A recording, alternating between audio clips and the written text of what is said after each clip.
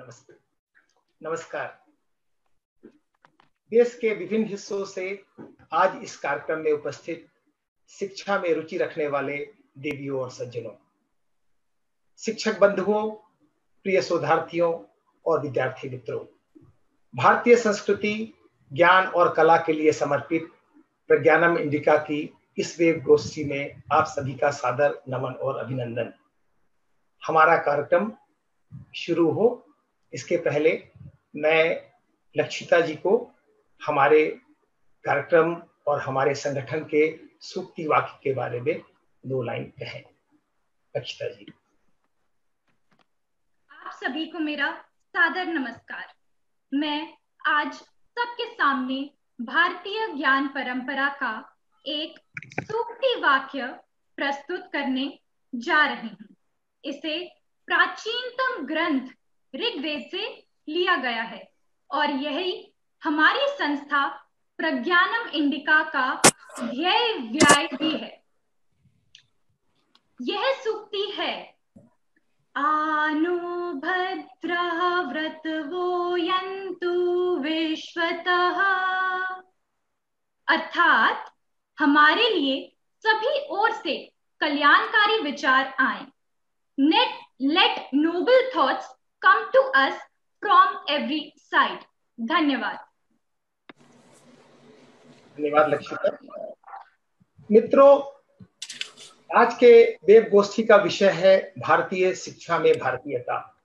एक बात सोचें तो यह सेमिनार का विषय ही विडंबनापूर्ण लगता है कि भारतीय शिक्षा में भारतीयता के बारे में क्या विचार करना है। वह तो स्वाभाविक रूप से होगा ही, लेकिन साथियों यही तो विडंबना है कि दुनिया के प्राचीनतम विश्वविद्यालय तक्षशिला और बाद में नालंदा विश्वविद्यालय के देश में, जहां भारतीय ज्ञान और पाठ्यक्रम का अध्ययन करने के लिए देश विदेश के ज्ञान पिपासु पढ़ना सौभाग्य समझते थे, उस देश की शिक्षा का चेहरा जाने अनजाने बदलता चला गया। अंग्रेजी शासन की स्थापना के बाद परिवर्तन की यह प्रक्रिया काफी तेज हो गई। खास तौर से मैकाले मिनट ऑफ एजुकेशन 1835 के बाद से। मैकाले की पूर्वाग्रह या भारत के प्रति दुर्भावना को देखना हो तो उनका यह वाक्य हम जरूर देखें। उनका कथन था, समूचे भारतीय साहित्य की तुलना में यूरोप की किसी अच्छी लाइब्रेरी का सिर्फ एक शेल्फ ही काफी है। यह दुर्भावना को ही ना देखें। और इस बात से हम अनजान नहीं है मैकाले के प्रसिद्ध वाक्य से कि अंग्रेजी बोलने वालों का हमें एक ऐसा वर्ग तैयार करना है जो रंग और खून में भारतीय तो होगा, पर अपनी सोच, विचार, रुचि और नैतिकता आदि में अंग्रेज। मैकाले मिनट के इस फ्रेम से भारतीय शिक्षा का चरित्र और स्वरूप धीरे धीरे अभारतीय होता गया। स्वाधीनता और स्वराज के बाद यह उम्मीद थी कि शिक्षा का भी एक स्व स्थापित होगा, लेकिन दुर्भाग्य से दोस्तों, पाठ्यक्रम यानी करिकुलम, पद्धति मेथोडोलॉजी, शिक्षण शास्त्र यानी पेडागोजी, दृष्टिकोण अर्थात अप्रोच और सैद्धांतिक अवधारणा यानी थ्योरेटिकल कॉन्सेप्ट्स, ये सारी चीजें औपनिवेशिकता के मानसिक दबाव से अनजाने या जानबूझकर हमारे शिक्षाविद इससे मुक्त नहीं हो पाए। स्वामी विवेकानंद, महर्षि अरविंदो, महात्मा गांधी आदि ने भावी शिक्षा का जो स्वप्न देखा था वह इस देश की माटी से जुड़ा हुआ था। इन युग पुरुषों की यह दृष्टि थी कि इस देश में ज्ञान का विकास, भारतीय परिवेश, हमारे गांवों, हमारी जरूरतों के बीच से पुष्पित और पल्लवित होगा। हमारे शिक्षा संस्थान आधुनिक तो होंगे, लेकिन अपनी जड़ों से भी जुड़े रहेंगे। हम अपनी भारतीयता से जुड़े रहेंगे, लेकिन पूरी दुनिया से हम अपनी, महात्मा गांधी का ये कथन सबको पता है कि हमारा भवन होगा जिसकी खिड़कियां खुली रहेगी, जहां दुनिया भर से ताजी हवा के झोंके आएंगे। ठीक प्रज्ञानम इंडिका के ध्येय वाक्य आनो भद्रो कर्तवो जंतु विश्वता की तरह। लेकिन हम देखें कि पाठ्यक्रम से लेकर पद्धति, शिक्षण शास्त्र और अपने दृष्टिकोण और सैद्धांतिक अवधारणाओं में आजादी के बाद भी हम अभारतीय होते चले गए। दोस्तों, मैं एक उदाहरण देना चाहूंगा। 2 साल पहले कोलकाता के national university of juridical sciences में लॉ एंड लिटरेचर का एक कोर्स आरंभ हुआ। इसमें भारतीय परिवेश में कानून की बारीकियों को समझने के लिए साहित्य का सहारा कैसे ले सकते हैं, यह पढ़ाया जाएगा।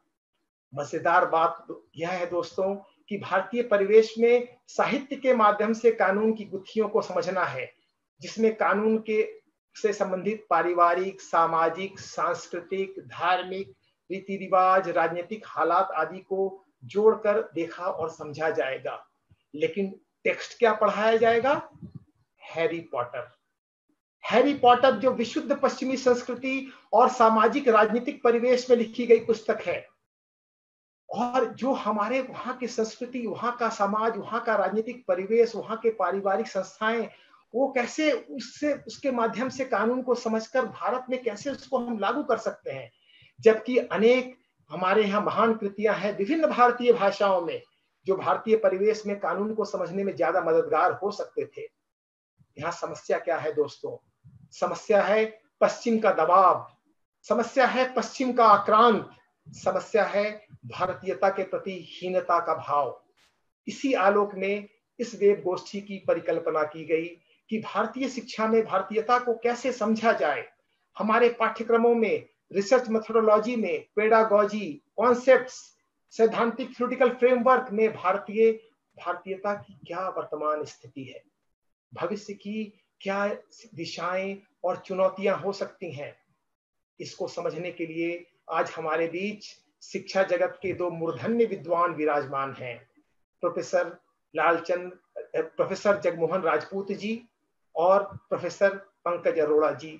मैं उन दोनों का स्वागत करता हूं, उन्हें सादर प्रणाम करता हूं। और ज्यादा समय ना लेते हुए मैं प्रोफेसर अरोड़ा को पहले आमंत्रित करना चाहूंगा, उनका एक परिचय। प्रोफेसर पंकज अरोड़ा देश के जाने माने शिक्षाविद हैं। आप central institute of education Delhi विश्वविद्यालय में शिक्षा शास्त्र के प्रोफेसर हैं। इनकी कुछ महत्वपूर्ण पुस्तकें हैं: pedagogy of political science, democratic classroom, needs, significance and implication for social sciences, profiling the need of sex and safety education, a special case of working children. एक अन्य पुस्तक है सेक्स एजुकेशन इन स्कूल। इन महत्वपूर्ण पुस्तकों के साथ साथ आपके दर्जनों शोध आलेख राष्ट्रीय अंतर्राष्ट्रीय पत्रिकाओं में छप चुके हैं। प्रोफेसर अरोड़ा कई महत्वपूर्ण राष्ट्रीय अंतर्राष्ट्रीय संस्थानों के सदस्य या सहयोगी के रूप में जुड़े हुए हैं, जैसे Shastri Indo Canadian institute, Bertin university के साइंटिफिक बोर्ड के भी ये सदस्य हैं। इसके अतिरिक्त American institute of policy development के एडिटोरियल बोर्ड में ये एडवाइजर भी हैं। इसके साथ साथ भारत सरकार के विभिन्न शिक्षा समितियों से प्रोफेसर पंकज अरोड़ा जुड़े हुए हैं, उसमें अपना योगदान देते हैं। मैं प्रोफेसर पंकज अरोड़ा जी से अनुरोध करूंगा कि आप अपना वक्तव्य दें। प्रोफेसर पंकज अरोड़ा जी। धन्यवाद निरंजन भाई। सभी देखने और सुनने वालों को मेरा नमस्कार। प्रोफेसर राजपूत जी को मेरा विशेष नमस्कार। आदरणीय हैं, शिक्षा के क्षेत्र में एक जानी मानी प्रतिभूति हैं। आज इनके सानिध्य में अपनी बात रखने का मौका मिलेगा, ये मेरे लिए बहुत सौभाग्य की बात है। जैसा शुरुआत में निरंजन भाई ने कहा, भारतीय शिक्षा में भारतीयता, ये एक विडंबना है। बिल्कुल ठीक इसी प्रकार मैं सोच रहा था कि भारतीय शिक्षा में भारतीयता विषय का महत्व क्या है, क्यों रख रहे हैं। क्या ये आवश्यकता बन गई है कि हम भारतीय शिक्षा में भारतीयता को एक आंदोलन की तरह खड़ा करें, क्योंकि हमने पिछले कुछ समय में इस और विशेष ध्यान नहीं दिया या विशेष ध्यान नहीं देने दिया गया। और आज के संदर्भ में जब हम इस भारतीय शिक्षा में भारतीयता की बात करते हैं, तो अभी जो निरंजन भाई मेरे परिचय में मेरी कुछ पुस्तकों का आलेख कर गए थे, तो मैं ये स्पष्ट करूं कि इन सभी पुस्तकों को भारतीयता के संदर्भ को ध्यान में रखते हुए मैंने लिखा है कि भारतीय संदर्भ में जो बच्चों का शोषण है, लोकतंत्र है, लोकतांत्रिक शिक्षा है, क्रिटिकल पेडागॉजी है, राजनीति विज्ञान की शिक्षण विधियां हैं, इनको हम भारतीय संदर्भ में कैसे समझें और कैसे उनका विस्तार करें, कैसे उनको प्रोत्साहित करें। मैं प्रज्ञानम इंडिका का धन्यवाद करता हूं, आज इस मंच से मुझे अपनी बात रखने का मौका मिला। हमारे सम्माननीय अतुल कोठारी जी, अशोक त्यागी जी कल इस प्रोग्राम से जुड़ेंगे, आज शायद सुनेंगे हमें। और जैसा मैंने कहा कि मेरे लिए सम्मान की बात है कि राजपूत साहब, अतुल कोठारी जी और अशोक जी के साथ मंच पर बात करने का मौका मिल रहा है। मित्रों, भारतीयता का क्या अर्थ है? मेरी समझ में भारतीयता और वेस्टर्न कल्चर के दो अलग अलग पैमाने हैं। भारतीयता अंतर मन से संचालित होती है, इनर सेल्फ से गवर्न होती है। मैं अपने निर्णय अपनी अंतर मन से, अपनी आत्मा की आवाज़ से लेता हूं, क्योंकि मैं उनके प्रति ईमानदार रहना चाहता हूं। जबकि वैश्विक संदर्भ में पश्चिम को देखें, यूरोप को देखें, तो वहाँ मटेरियल वर्ल्ड गवर्न करता है। मटेरियल वर्ल्ड ओरिएंटेड सोसाइटी हमें दिखाई देती है, जो भौतिक विश्व को प्रमुख मानती है। भारतीयता के लिए ये संघर्ष, भारतीय शिक्षा में भारतीयता के लिए ये संघर्ष पाठ्यक्रम में है, जैसा निरंजन भाई ने शुरू में बताया, शिक्षण पद्धतियों में है और शोध के संदर्भ में है। मैं अपनी बात इन तीन बिंदुओं के इर्द गिर्द रखूंगा, ताकि बाकी की जो जैसा आयोजकों के आग्रह के अनुसार मुझे इन तीन बिंदुओं को अपने प्रेजेंटेशन का हिस्सा बनाना है। भारतीयता संग्रहणवादी नहीं है, समावेशवादी है। ये कल्मिनेट करती है, जोड़ती है, इकट्ठा करती है।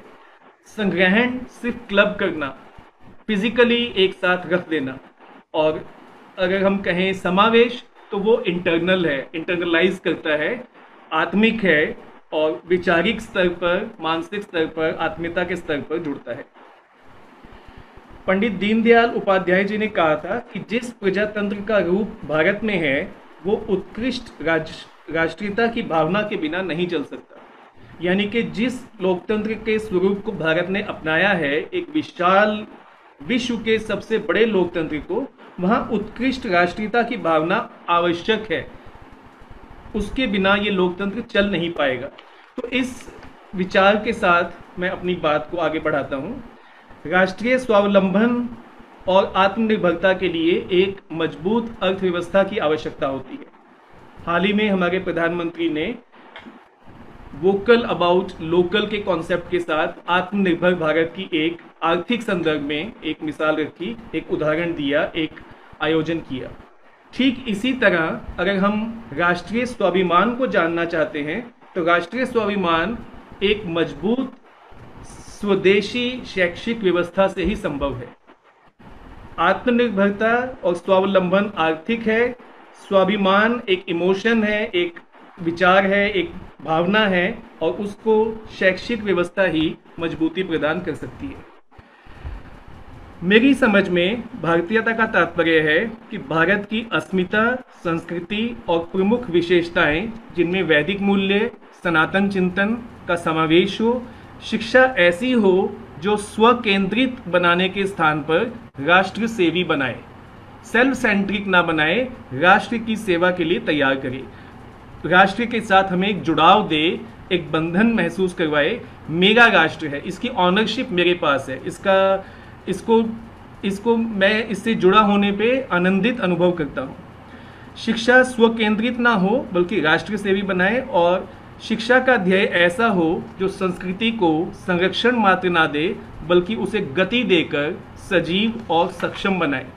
तो भारतीयता या भारतीय शिक्षा मेरी समझ में एक आंदोलन है, और इस आंदोलन में हम सबको भागी बनकर आगे इसको बढ़ाना चाहिए।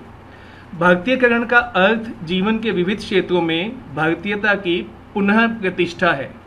अब ध्यान देने योग्य बात है कि हम पुनः प्रतिष्ठा की स्थिति में आके खड़े हुए हैं, यानी कि इसकी जो प्रतिष्ठा स्थापित हो जानी चाहिए थी स्वतंत्रता के 70 वर्ष बाद, वो शायद उसमें अभी काम की आवश्यकता है, उसमें अभी जुड़ाव की आवश्यकता है। भारतीयता से तात्पर्य उस विचार या उस भाव से है जो भारत को जोड़ता है, जो भारतीय के विभिन्न तत्वों को जोड़ता है, जो स्वदेशी पर महत्व देता है। स्वामी विवेकानंद ने कहा था, भारतीयता आध्यात्मिकता की तरंगों से ओतप्रोत है। आध्यात्मिकता के बहुत सारे अर्थ हैं। मैं अब आगे अपनी बात और स्पष्ट करूंगा। भारत की शिक्षा व्यवस्था यदि भारतीय हो जाए तो सभी भारतीय अपने आप को भारत माता के पुत्र समझें, और ऐसी स्थिति में जो असामाजिक तत्व जाति, पंथ, भाषा आदि के नाम पर देश को बांटने का काम करते हैं, शायद उनके लिए ये बहुत बड़ा संकट खड़ा हो जाएगा, क्योंकि भारतीय शिक्षित व्यक्ति भारत माता से जुड़ा होगा, भावनात्मक रूप से जुड़ा होगा। भारतीयता की प्रकृति क्या है, इसका नेचर क्या है? भारतीयता की प्रकृति को मैं बहुत विस्तार नहीं दूंगा, सिर्फ कुछ बिंदु यहाँ बताना चाहूँगा। आध्यात्मिकता, त्याग की भावना, अनेकता में एकता, वसुधैव कुटुंबकम का जो हमारा विश्वव्यापी विचार है, और इन सब से बढ़कर आज के संदर्भ में राष्ट्रीयता इसकी एक मुख्य तत्व के रूप में मैं पहचानता हूँ। आर्थिक और प्राकृतिक संसाधनों की तुलना में मानवीय संसाधन प्रत्येक राष्ट्र के आर्थिक और सामाजिक विकास के चरित्र और गति को प्रभावित करते हैं, और ये विकास शिक्षा से ही संभव है। इन प्राकृतिक संसाधनों में मानवीय संसाधन विकास, उसका सामाजिक विकास, उसका चारित्रिक विकास शिक्षा के माध्यम से ही संभव है। शिक्षा की जो इसमें मैं एक छोटा सा उदाहरण देना चाहूँगा। 2009 में लंदन में जब मेट्रो ट्यूब पर अटैक हुआ, बम विस्फोट हुआ, तो लंदन में ये विचार किया गया कि जो बम विस्फोट करने वाले हैं वो कौन हैं। तो पता लगा कि वो ब्रिटिश नागरिक हैं। अब ये ब्रिटिश नागरिक जो युवा थे, जिनकी आयु 30 वर्ष से कम थी, इन्होंने अपने ही राष्ट्र की संपत्ति पर, अपने ही राष्ट्र के नागरिकों पर इस तरह का घातक हमला क्यों किया? तो हम में से बहुत सारे लोग इस बात को जानते होंगे, समझते होंगे कि ब्रिटिश संसद ने इसके लिए एक कमेटी कॉन्स्टिट्यूट की, उन कारणों का पता लगाने के लिए कि ये ब्रिटिश नागरिक, ब्रिटिश युवा अपने आप को ब्रिटिश राष्ट्र से, ब्रिटिश समुदाय से जुड़ा हुआ महसूस क्यों नहीं कर पाए। तो वहाँ ये समझ में आया कि क्योंकि वहाँ की शिक्षा इस तरह की भावना का विकास नहीं करती कि ये उनका राष्ट्र है, ये नागरिकता है, मेरे कुछ अधिकार हैं तो मेरे कुछ कर्तव्य भी हैं।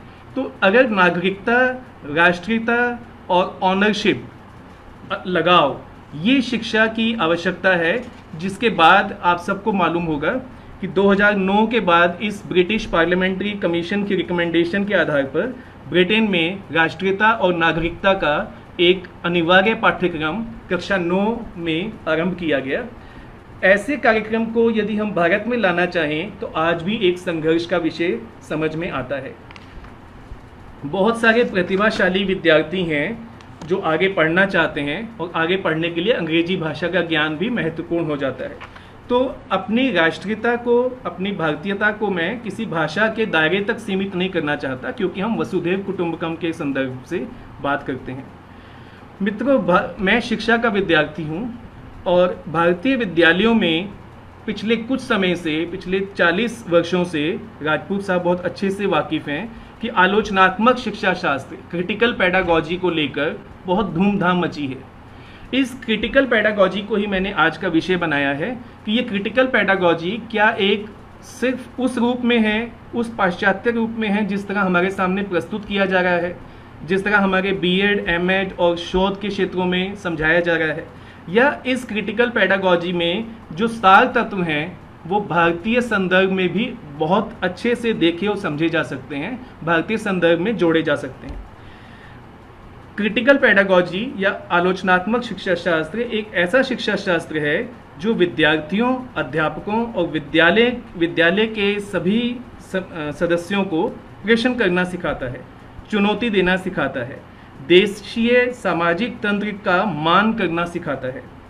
ऐसे में आवश्यकता है कि प्राथमिक विद्यालय स्तर पर एक ऐसा मंच बनाया जाए जो विद्यार्थियों में आलोचनात्मक सोच का विकास करे। आज के संदर्भ में हम अपने युवा पीढ़ी को, अपने प्राथमिक स्तर पे पढ़ने वाले बच्चों को फॉलोअर नहीं चाहते, हम उन्हें भविष्य का लीडर चाहते हैं। हम उन्हें आंख बंद करके चलने वाला नहीं चाहते, रैशनल क्रिटिकल थिंकर के तौर पे उनको देखना चाहते हैं, जिससे विद्यार्थी लकीर के फकीर न बने, बल्कि लॉजिक और तर्क के साथ जांच परख कर अपनी बात को आगे बढ़ाएं और राष्ट्र विकास का हिस्सा बने। प्रगतिवादी और नवाचारवादी का पर्याय माना जाता है क्रिटिकल पेडागॉजी को। इनोवेशन और प्रोग्रेसिव एजुकेशन का पर्यायवाची माना जाता है। यूरोपीय देशों में ये विचार सिर्फ यूरोपीय देशों से आया नहीं, भारत में इसकी जड़ें बहुत गहरी हैं, वैदिक समय से हैं। मैं अभी उसके उदाहरण दूंगा अपनी बात स्पष्ट करने के लिए। लेकिन आधुनिक संदर्भ में बड़ी आसानी से हम देखते हैं कि अंबेडकर साहब का जो विचार है, जो उन्होंने समाज को देखने की दृष्टि दी, जो उन्होंने वंचितों को या सोशल जस्टिस का जो विचार दिया, वो कहीं से भी आधुनिक पेडागॉजी, आधुनिक क्रिटिकल पेडागॉजी के पाश्चात्य विचारकों से इतर नहीं है, कम नहीं है। क्रिटिकल पेडागॉजी या आज के संदर्भ में, जैसा निरंजन भाई ने शुरू में कहा कि मेरा विशेष क्षेत्र लोकतांत्रिक शिक्षा में भी काम करना है, तो आज के संदर्भ में हम लोकतांत्रिक शिक्षा, क्रिटिकल पेडागॉजी और इनोवेटिव रिसर्च की बात कर रहे हैं। इसकी जड़ें प्राचीन भारतीय शिक्षा की शैलियों में स्पष्ट दिखाई देती हैं। अंबेडकर साहब को हम एक विशेष जाने माने समाज सुधारक के रूप में पहचानते हैं, जिसकी शुरुआत, उन समाज सुधारकों की शुरुआत 19वीं शताब्दी में राजा राम मोहन राय ने, दयानंद सरस्वती ने, सर सैयद अहमद खान ने शुरू कर दी थी। और ये सब संदर्भ भारतीय थे, भारतीयता से ओतप्रोत थे। डेमोक्रेटिक पेडागॉजी भारत में लोकतांत्रिक शिक्षा, यानी कि लोकतंत्र एक जीवन शैली है। लोकतंत्र एक सिर्फ संकल्पना नहीं है, सिद्धांत नहीं है, ये जीवन शैली है। और इस जीवन शैली को कक्षाओं में, विद्यालयों में, पाठ्यक्रमों में जोड़ा जाए, इसकी बात आधुनिक संदर्भ के साथ साथ प्राचीन संदर्भ से भी है। इसको समझने के लिए मैं सिर्फ 5 पॉइंट्स आपके सामने रखूंगा कि जो समझाएंगे कि क्रिटिकल पेडागॉजी या डेमोक्रेटिक पेडागॉजी को मैं क्यों महत्व दे रहा हूँ। नंबर 1, क्रिटिकल पेडागॉजी या रिफ्लेक्टिव और डेमोक्रेटिक पेडागॉजी का एक उद्देश्य है to reflect and be proud of Indian diversity. भारतीय विषमताओं में ना सिर्फ हम रिफ्लेक्ट करें, बल्कि उसके बारे में प्राउड महसूस करें, उसके बारे में गौरवान्वित अनुभव करें। Number 2, to make students understand and respect the fundamental rights and duties as given in Indian Constitution। Critical pedagogy कहती है कि हम एक संतुलित विकास की बात करें और उसमें भारतीय संविधान में दिए लोकतंत्र मौलिक अधिकारों और मौलिक कर्तव्यों में विद्यार्थियों को स्पष्टता दें, उसकी जानकारी दें। तीसरा बिंदु कहता है to educate students about the importance of maintaining democratic culture in India. Bharat, मैंने जैसे शुरुआत में कहा, विश्व का सबसे विशाल लोकतंत्र है। अब इस लोकतंत्र में हमें डेमोक्रेटिक कल्चर, लोकतांत्रिक पहचान को, संस्कृति को, जीवन शैली को ठोस बनाना है, बुनियादी बनाना है, तो उसके बारे में विद्यार्थियों को जानकारी देना। चौथा बिंदु कहता है to teach the students to identify the political forces that have weaken the democratic institutions in India for vote bank politics. Vote bank की राजनीति के कारण जिन संस्थाओं ने, जिन व्यक्तियों ने या व्यक्तियों के समूह ने भारतीय लोकतंत्र के ढांचे को, संस्थाओं को चोट पहुंचाई है, उनकी पहचान की जा सके, इसके लिए क्रिटिकल पेडागॉजी और डेमोक्रेटिक पेडागॉजी आवश्यक है। और आखिरी बिंदु इसमें कहता है कि हम विद्यार्थियों को इस तरह से तैयार करें कि वो अपनी कॉन्शियसनेस को इंडियननेस में अचीव करने में माने, यानी कि अपनी जीत, अपना सेल्फ एस्टीम, अपनी भावनाओं को इंडियननेस अचीव करने से जोड़ पाएँ। कोठारी कमीशन 1964 में, 1966 में आया। कोठारी कमीशन ने जो मुख्य आज तक के संदर्भ में जो लोग शिक्षा से जुड़े हैं वो भली भांति परिचित हैं कि कोठारी कमीशन से ज़्यादा बड़ा विशाल दायरा किसी कमीशन का नहीं था। उनका दायरा था टू रिव्यू इंडियन एजुकेशन, ना प्राइमरी, ना सेकेंडरी, ना सीनियर सेकेंडरी, ना वोकेशनल, ना वुमेन, इंडियन एजुकेशन जो भी क्षेत्र है। तो कोठारी कमीशन ने कहा कि चरित्र निर्माण और व्यक्तित्व विकास शिक्षा के बुनियादी उद्देश्य होने चाहिए।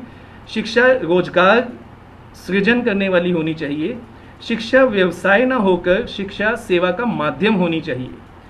ऐसी कुछ संकल्पनाएं जो वेस्ट या यूरोप में केवल सैद्धांतिक रूप से पढ़ने, पढ़ाने या भाषण देने से संबंधित हैं, जैसे नारीवाद और समाजवाद। मेरा निजी विचार है और मेरे पास ऐसे बीसियों उदाहरण हैं, आज के समय को देखते हुए मैं बहुत डिटेल में नहीं जाऊंगा। नारीवाद और समाजवाद सिर्फ भाषण देने का या लिखने पढ़ने का विषय नहीं है। भारतीय समाज ने इन्हें हमेशा से एक जीवन शैली का हिस्सा माना। नारी का सम्मान जिस संदर्भ में भारत में हुआ, गरीब किसानों, मजदूरों की अवस्था को जिस तरह भारतीय समाज ने एम्पैथेटिकली देखा और पहचाना और उसमें सम्मान और विश्वास किया, ये अपने आप में बताता है कि ये विषय हमारे जीवन के दैनिक विषयों का रूप ले चुके हैं। अगर हम पाश्चात्य क्रिटिकल पेडागॉजी को देखें तो वो जस्ट सोसाइटी की बात करता है।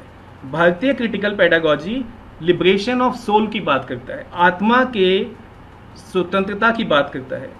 भारतीय क्रिटिकल पेडागॉजी जस्टिस के सिद्धांत के साथ, न्याय की संकल्पना के साथ जुड़ा हुआ है। ये लर्निंग थ्रू एक्सपीरियंसेस की बात करता है, जबकि वेस्टर्न क्रिटिकल पेडागॉजी चैलेंजेस जो स्ट्रक्चर में है, नॉलेज में है, सिर्फ उन्हें चुनौती देने की बात करता है। तो इस संदर्भ में मैं मानता हूँ कि क्रिटिकल पेडागॉजी, जिसको आज के संदर्भ में एक मुख्य पेडागॉजी के रूप में पहचाना जाता है, समझा जाता है, उसका भारतीय संदर्भ, भारतीय आधार कहीं विशाल है पश्चिमी आधार से या यूरोपीय आधार से। हमारे संविधान के जो प्रावधान हैं, चाहे वो democracy, equality, liberty, fraternity, fundamental rights हैं, directive principles of state policy हैं, ये जितना बृहत आधार देते हैं भारतीयता को या लोकतंत्र को या इन समानता के विचारों को, उतना शायद आज के संदर्भ में और कहीं भी देखने को नहीं मिलता है। मेरे शोध विद्यार्थियों की टोली ने भारतीय संदर्भ में क्रिटिकल पेडागॉजी को, क्रिटिकल एजुकेशन को जब गहराई से जानना चाहा, तो उसमें निकल कर आया कि आलोचनात्मक शिक्षा की जो रूपरेखा हमें आज विश्व में दिखाई देती है, वो प्राचीन भारत से ही अलग अलग समय पर, अलग अलग रूप में, अलग अलग हिस्सों में हमें समझ में आती है। प्रश्न पूछना, तार्किकता, लोकतांत्रिकता, स्वतंत्रता, संवाद, वैदिक मूल्य जो हम, जैसे मैंने कहा कि शिक्षा का विद्यार्थी होने के नाते अगर मैं वैदिक शिक्षा को समझना चाहता हूँ तो मैं वहाँ पाता हूँ कि सेल्फ लिबरेशन की बात है, सोल को फ्रीडम की देने की बात है, लाइफ को प्रेजेंट और फ्यूचर से आज़ाद करने की बात है, परफेक्शन की बात है, ना सिर्फ भौतिक संदर्भ में बल्कि मानसिक, बौद्धिक और व्यक्तिगत संदर्भ में। वैदिक शिक्षा में संघ और गण और परिषद के जो संस्थाएं हैं, उनमें जो संवाद है, उसमें जो चर्चाओं का कल्चर है, वहाँ से मुझे समझ में आया कि भारत में तो डेमोक्रेटिक प्रैक्टिसेस का इतना पुराना इतिहास है जो वैदिक समय से हमें दिखाई देता है। ये वो इंस्टीट्यूशंस हैं, ये वो संस्थाएं हैं। अपने इस विचार को मैंने अपनी पुस्तक डेमोक्रेटिक क्लासरूम्स में काफ़ी विस्तार से बौद्धिक वैदिक युग के ऊपर एक पूरा पाठ लिखकर, बुद्धिज़्म के ऊपर एक पूरा चैप्टर लिखकर डिटेल में समझाया है। आप में से जो देखना चाहें तो उसमें विस्तार से देखा जा सकता है। ऐसे ही वैदिक समय में जो ज्ञान था उसको श्रवण, मनन और निध्यानन से जोड़ा गया। आज के संदर्भ में हम जितने भी ऑब्जेक्टिव्स हैं एजुकेशन के, उन्हें नॉलेज, अंडरस्टैंडिंग और रिफ्लेक्शन से जोड़ते हैं। मुझे लगता है कि श्रवण, मनन और निध्यानन इन्हीं के भारतीय संदर्भ हैं, भारतीय मूल हैं। बौद्धिक समय में, अगर मैं वैदिक समय से आगे आऊं, तो बौद्धिक युग में शिक्षा का उद्देश्य व्यक्तित्व का विकास था, शारीरिक और बौद्धिक। ऐसा विकास जिसकी 1950 के बाद डेवलपमेंटल साइकोलॉजिस्ट, जो विकासवादी मनोवैज्ञानिक हैं, उन्होंने जिस पर्सनैलिटी डेवलपमेंट के सिद्धांत को जन्म दिया, वो विकास तो बौद्धिक समय से ही पर्सनैलिटी को फिजिकल, इंटेलेक्चुअल, रिलीजियस, स्पिरिचुअल और promotion of social efficiency and happiness के कॉन्टेक्स्ट के साथ जोड़ता है। टीचिंग मेथड्स कितने विस्तृत हैं। बौद्धिक समय में भ्रमण को एक पेडागॉजी का रूप दिया गया, विमर्श को एक पेडागॉजी का रूप दिया गया, प्रमाण आधारित शिक्षा की बात की गई। तो ये संदर्भ मुझे इस सोच की तरफ बहुत आनंदित करते हैं कि भारतीय शिक्षा का जो प्राचीन इतिहास है वो पाश्चात्य शिक्षा के आधुनिक परिस्थितियों की जड़ें हमें देता है, जहाँ से इन विचारधाराओं को, इन मानकों को जगह मिली, जहाँ से ये फल पनपे। अब मैं आपके विमर्श कुछ 2-3-4 ऐसे भारतीय विचारकों की बात करना चाहता हूँ जिन्होंने भारतीय शिक्षा में आमूलचूल परिवर्तन किए, बहुत अनुभव एक्सपेरिमेंट किए और बहुत तरह से भारतीय शिक्षा को एक नया रूप देने का प्रयास किया। लेकिन भारतीयता को, क्योंकि जैसा आपने शुरू में कहा निरंजन भाई कि देवों वर्जे का हम में से बहुत सारे लोगों ने माना और समझा और वेस्टर्न थिंकर्स को, वेस्टर्न एजुकेशनिस्ट को हमने प्राथमिकता दी। तो आज मैं आपके साथ गिजू भाई वाधेका के बारे में थोड़ी सी बात करना चाहता हूँ। गिजू भाई वाधेका ने जो शिक्षा का हमें स्वरूप दिया, जो शिक्षा की बात की, उन्होंने बड़ा स्ट्रांगली इस बात को कहा कि शिक्षा का उद्देश्य सिर्फ पढ़ाना नहीं बल्कि मार्गदर्शन करना है। इसका उद्देश्य केवल वर्ष के अंत में परीक्षा लेना नहीं बल्कि सतत मूल्यांकन के साथ बच्चों के विकास को मॉनिटर करना है, देखते रहना है। बच्चे स्वतंत्र रहकर सीखें और सीखने की ललक उनकी कायम रखी जाए, ये शिक्षा का महत्वपूर्ण बिंदु है। सीखना आनंददायक होना चाहिए। जो लर्निंग विद प्लेजर की बात आती है, जॉयफुल लर्निंग की बात आती है, वो गिजू भाई ने अपने समय पर, अपने अनुभवों के आधार पर, अपने एक्सपेरिमेंट्स के आधार पर कहा। गिजू भाई के जो विचार हैं वो आधुनिक संदर्भ में बहुत सार्थक हैं, लेकिन किन्हीं कारणों से बहुत प्रसिद्ध नहीं हो पाए, बहुत विचार में और शोध में नहीं जुड़ पाए, जिनको मैं सोचता हूँ अब हमारे पास समय है जिसको हम भारतीयता के साथ जोड़ना चाहते हैं। गिजू भाई ने नृत्य, संगीत, खेल, भ्रमण और इन सब को सीखने के काम में महत्वपूर्ण घटक माना। गिजू भाई के शिक्षा दर्शन को अगर हम समझना चाहें तो 4 बिंदुओं में समझा जा सकता है। वो कहते हैं कि जो पूरी एजुकेशनल फिलॉसफी है गिजू भाई की, वो कहते हैं बच्चों को खुशी में ही स्वर्ग है। जो स्वर्ग है वो बच्चों की खुशी में है, बच्चों के स्वास्थ्य में है, उनके आनंद में है, उनकी खेलकूद और उनकी मासूमियत में है, उनके गीतों और उनकी कविताओं में है। और इसी के चारों तरफ शिक्षा पाठ्यक्रम का, शिक्षण पद्धतियों का ताना बाना होना चाहिए। गिजू भाई की ही तरह रविंद्रनाथ टैगोर, जिन्हें हम बहुत अच्छे से जानते हैं, विश्व भारती जैसी संस्था उनके विचारों पर खड़ी हुई। वो मानते हैं, उन्होंने बड़ा स्पष्ट कहा कि शिक्षा फैक्ट्री की तरह निर्जीव, रंगहीन या वास्तविक दुनिया से अलग करने वाली होती जा रही है। हमें ईश्वर ने संसार की सुंदरता के गुणों के साथ भेजा है, लेकिन ऐसी गतिविधियां बंद होती जा रही हैं। विद्यालय हमारी संवेदनशीलता को समाप्त कर रहे हैं और सदा जो अंतर्मन वाली बात है, जो रेस्टलेस दौड़ है, एक अंधी दौड़ है, कंपटीशन है, ये शिक्षा का उद्देश्य नहीं है। शिक्षा तो अंतर्मन को आनंदित करने वाली है और प्रकृति के साथ जोड़ने वाली है। रटंतु तोता प्रणाली के टैगोर घोर विरोधी थे। उन्होंने शिक्षा निर्देश देने के लिए कहा कि शिक्षा निर्देश देने वाली नहीं बल्कि प्रेरणा देने वाली होनी चाहिए। शिक्षा केवल सफलता, प्रगति और शक्ति का एहसास करवाने वाली ना होकर हृदय की भावनाओं का विकास करने वाली होनी चाहिए। इन सब से ऊपर टैगोर साहब ने कहा कि शिक्षा सहानुभूति का एहसास करवाए, त्याग और सेवा की भावना का विकास करे, जिससे जाति या रंग का भेद दुनिया से समाप्त किया जा सके। अब देखिए, जिस डिस्क्रिमिनेशन को क्रिटिकल पेडागॉजी बहुत मजबूत रूप से लाती है, उस सब के बारे में भारतीय शिक्षाविद कितने सुंदर, कितने आसान, कितने रोचक उदाहरणों के साथ अपनी बात कहते हैं। विद्यार्थी को स्वतंत्र प्रकृति और स्वस्थ बनाने के संदर्भ में बात की जाती है। टैगोर साहब की आखिरी बात को मैं कहना चाहता हूँ, university curriculum also include fine arts, music and dance and extra curricular activities such as social work, gardening and student government. ये टैगोर ने कहा कि स्टूडेंट्स की जो दैनिक प्रतिक्रियाएं हैं विद्यालय की, उनमें गार्डनिंग, वर्क, सोशल वर्क और स्टूडेंट गवर्नमेंट जैसे विचार लाए जाएं, ताकि वहाँ से समाज सेवी, वहाँ से भावी नेता तैयार किए जा सकें। Celebration of different cultures and religious festival should be an integral part of school education. अलग अलग धर्मों के अलग अलग अवसरों को हम गाएं, साझा करें। तो ये टैगोर की शिक्षा। आखिर में मुझे पता है मेरा समय अब समाप्ति की ओर है। महात्मा गांधी, जिन्होंने जॉन डीवी ने जब उदाहरण प्रैग्मेटिज्म का दिया, प्रयोजनवाद का दिया, तो गांधी ने उस प्रयोजनवाद को धरातल पर खड़ा करके एक मॉडल दिया जिसे बुनियादी शिक्षा कहा गया।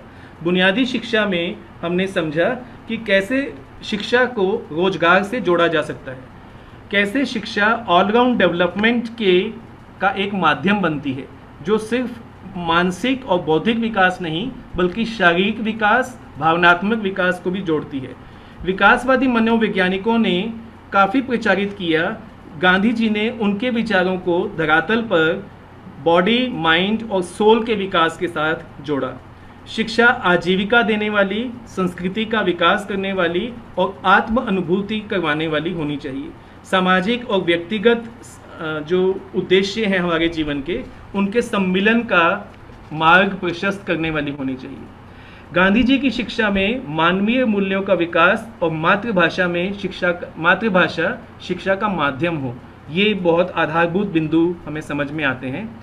एक्टिव पेडागॉजी यानी कि जीवंत कक्षाएं, जिनमें विद्यार्थी शारीरिक और मानसिक रूप से तत्पर दिखाई दें, आत्मनिर्भरता की तरफ बढ़ें और अपने सभी कार्य, चाहे वो व्यक्तिगत जीवन से हैं या विद्यालय जीवन के हैं, उनसे जुड़ें और उनमें अपना योगदान दें। तो जैसे मैंने कहा कि जॉन डीवी के जो सिद्धांत थे, उन्हें महात्मा गांधी के जो शैक्षिक सिद्धांत है, बुनियादी शिक्षा का जो सिद्धांत है, अनुभवों से सीखने का जो सिद्धांत है, वो कहीं ना कहीं एक व्यवहारिक रूप देता है। और इस विचारकों की श्रेणी में आखिरी विचारक के तौर पे मैं मेंशन करना चाहता हूँ। समय अभाव के कारण मैं अरबिंदो जी की डिटेल नहीं दूंगा जो आपने शुरू में मेंशन किया। मैं जे कृष्णमूर्ति की बात करना चाहूँगा। जे कृष्णमूर्ति कहते हैं, संपूर्ण व्यक्तित्व का विकास ही शिक्षा का उद्देश्य है। शिक्षा का सही अर्थ व्यक्ति को वयस्क बनाना और उसे अच्छाई की ओर प्रेम से बढ़ाना है। फोर्सफुली नहीं, प्रेम से उसको आगे लेकर जाना है। कृष्णमूर्ति जी कहते हैं कि बच्चे ऐसी शिक्षा लें जो उन्हें एक योग्य religious human being of course according to the interpretation of religiousness बना सके। यानी कि धर्म की परिभाषा बच्चे स्वयं गढ़ें और धर्म क्या है, कर्तव्य क्या है, एक धार्मिक व्यक्ति का अंतर्मन क्या है, इसकी बात वो खुद पहचानें और आगे बढ़ें। और इसको वो लर्निंग के साथ साथ प्लेजर और सेल्फ सेंट्रिक एक्टिविटीज़ के साथ जोड़ने की बात करते हैं। जिन टीचिंग मेथड्स को, जिन शिक्षण पद्धतियों को कृष्णमूर्ति बढ़ावा देना चाहते हैं, वो कहती हैं कि क्या सोचे की जगह हम ऐसी शिक्षा दें जो कैसे सोचे पर विकास करे। बच्चों को ये सिखाए कि कैसे सोचा जाता है, बजाय कंटेंट दे कि क्या सोचे। स्वयं के लिए निर्णय लेने में सहायक हो। विद्यार्थियों को समान स्तर पे साथी माना जाए, यानी कि जो हायरार्की है टीचर और स्टूडेंट की क्लासरूम की, उसे तोड़ने की बात करते हैं। तो जिन विचारकों को हम आज के संदर्भ में, क्रिटिकल पेडागॉजी के संदर्भ में, मैं किसी भी वेस्टर्न थिंकर का नाम नहीं लेना चाहता, हम सब शिक्षा के विद्यार्थी जानते हैं कि किन किन पेडागॉग्स को आज के संदर्भ में बहुत क्रांतिकारी या रेवोल्यूशनरी माना जा रहा है। तो ये जो 4-5 उदाहरण मैंने दिए, गिजू भाई का, पटेल, टैगोर का, गांधी का, ये कहीं ना कहीं उन सभी विचारधाराओं, उन सभी संकल्पनाओं को भारतीयता के साथ प्रस्तुत करते हैं, भारतीय संदर्भ के साथ प्रस्तुत करते हैं। शोध भारतीय शिक्षा की समस्याओं का समाधान खोजने की प्रेरणा देते हैं। तो भारतीय समस्याओं को हम भारतीय संदर्भ में जितना गहनता से अध्ययन करेंगे, शोध के लिए इसमें बहुत सारे विषय गहराई से निकाले जा सकते हैं। दुर्भाग्य की बात है कि हमारी शिक्षा व्यवस्था ने जिस तरह के वेस्टर्न एजुकेशन थिंकर्स को फॉलो किया, उनकी जड़ें तो भारतीय शिक्षाविदों गिजुभाई टैगोर, गांधी, कृष्णमूर्ति, मालवीय जी, उपाध्याय जी के शैक्षिक विचारों में हमें एक गहराई के साथ दिखाई देता है। अंत में मैं ये कहना चाहूँगा कि जिस पेडागॉजी को, जिस रिसर्च में भारतीयता की अनेकानेक संभावनाएं हैं, कुछ शिक्षाविदों के मैंने नाम लिए, हम एक साथ बैठें और काम करें तो ऐसे बीसियों उदाहरण आज के संदर्भ में भारत के अलग अलग स्थानों पर शिक्षा के क्षेत्र में किए जा रहे हैं, जिन्हें हम इनोवेटिव पेडागॉजी कहते हैं, जिन्हें हम क्रिएटिव पेडागॉजी कहते हैं, जिन्हें हम डेमोक्रेटिक पेडागॉजी कहते हैं। तो ऐसे संभावनाओं को तलाशना चाहिए। उनके पास शायद छोटे स्तर पे भी काम हो रहे हैं, जिनके पास शायद उस तरह से अपने अनुभवों को, अपने एक्सपेरिमेंट्स को डॉक्यूमेंट करने की सुविधाएं नहीं हैं या जानकारी नहीं है या किसी कारण से वो नहीं कर पा रहे, तो ऐसे शोध को पोषित करना आज के संदर्भ की ना सिर्फ आवश्यकता है, बल्कि इसी से भारत मजबूत होगा, भारत की राष्ट्रीयता मजबूत होगी, लोकतंत्र के रूप में भारत अपनी विश्व पहचान बनाएगा। यही मेरा आज के संदर्भ में अपनी बात कहने का मंतव्य था। बहुत बहुत धन्यवाद, आपने मौका दिया।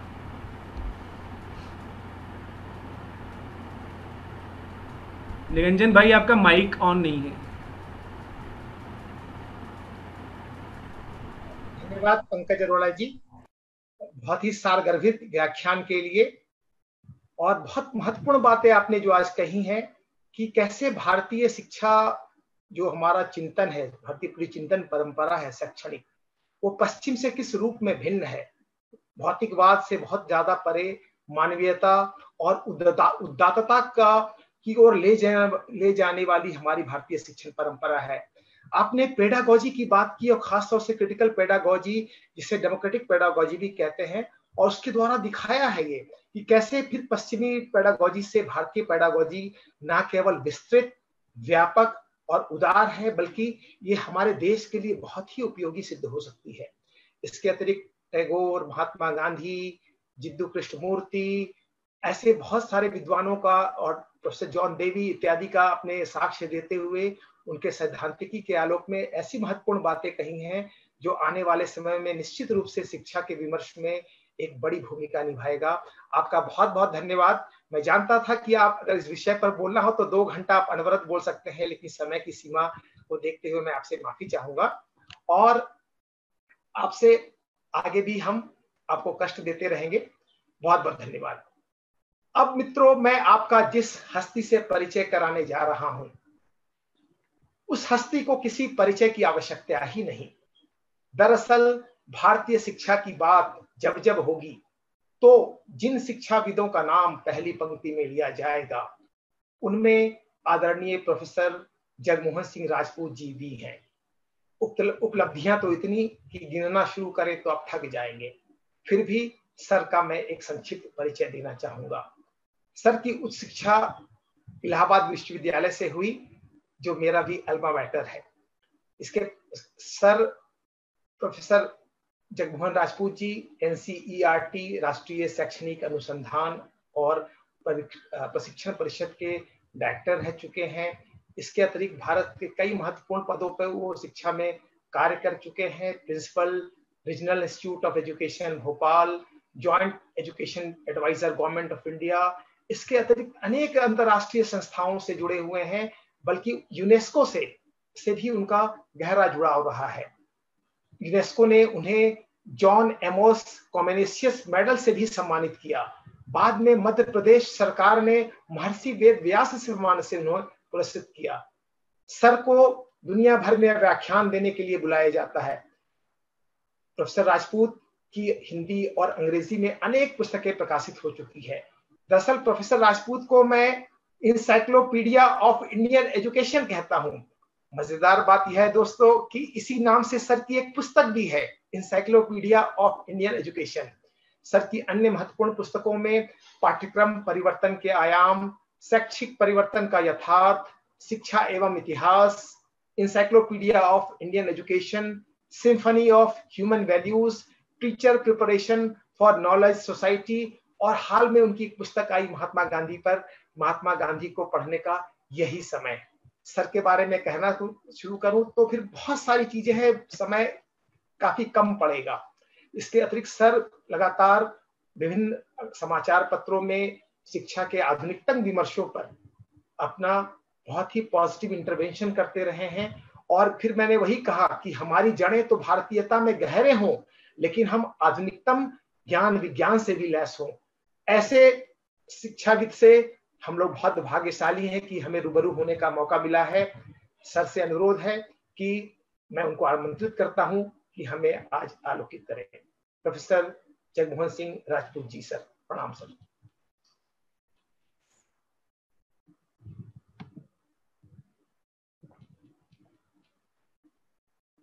सर अपना माइक अनम्यूट कर लें। हो गया? जी जी सर। सर जी अनम्यूट हो गया सर जी। आवाज आ रही है आपको? ठीक है जी सर। जी सर।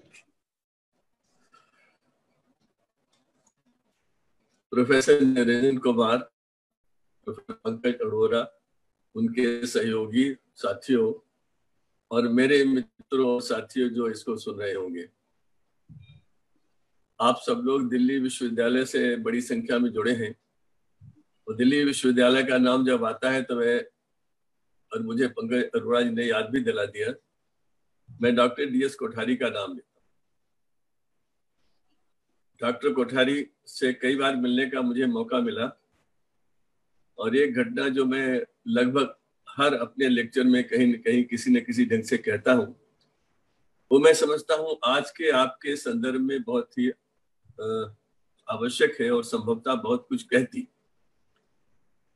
डॉक्टर कोठारी ने 64-66 में वो रिपोर्ट लिखी थी, एजुकेशन फॉर नेशनल डेवलपमेंट। करीब 24-25 साल बाद उनसे पूछा गया, किसी ने पूछा कि सर आपने देखा है कि आपके प्रतिवेदन पर क्या हुआ? 1968 में नीति बनी, लागू की गई, बहुत बड़े बड़े परिवर्तन हुए। जैसे लड़कियों को कक्षा 10 तक गणित मैथमेटिक्स पढ़ाने की बात पहले नहीं मानी जाती थी, डॉक्टर साहब के कहने से मानी गई और आज लाखों लड़कियों को उनके प्रति अनुकूलित होना चाहिए कि वे इन क्षेत्रों में बहुत आगे गई। खैर, तो उनसे पूछा कि अगर आप फिर से चेयरमैन हो जाए तो आप उस रिपोर्ट में क्या परिवर्तन करेंगे? और उत्तर जो उन्होंने दिया उससे लगा कि जैसे उन्होंने इस पर विचार किया होगा। उनके बारे में जो लोग जानते हैं जानते होंगे कि वो बहुत बड़े फिजिसिस्ट थे, बड़े सम्मानीय शोध उन्होंने किए। उन्होंने विभाग बनाया, विश्वविद्यालय बनाया और सबसे बड़ी बात, बाद में उन्होंने भारतीय आध्यात्मिकता का वैज्ञानिक ढंग से जो अध्ययन किया और एटम एंड स्पिरिचुअलिटी जैसी पुस्तकें लिखी। हर क्षेत्र में वे आगे बढ़े, भारतीय शिक्षा पद्धति के मनीषी के रूप में वे उभरे, जो आधुनिक ज्ञान विज्ञान में भी श्रेष्ठता की प्रथम पंक्ति में थे। उन्होंने कहा, हाँ, अगर मैं दोबारा चेयरमैन हो जाऊं तो मैं उस रिपोर्ट का टाइटल बदल दूं। उसका टाइटल होगा एजुकेशन फॉर करेक्टिविटी।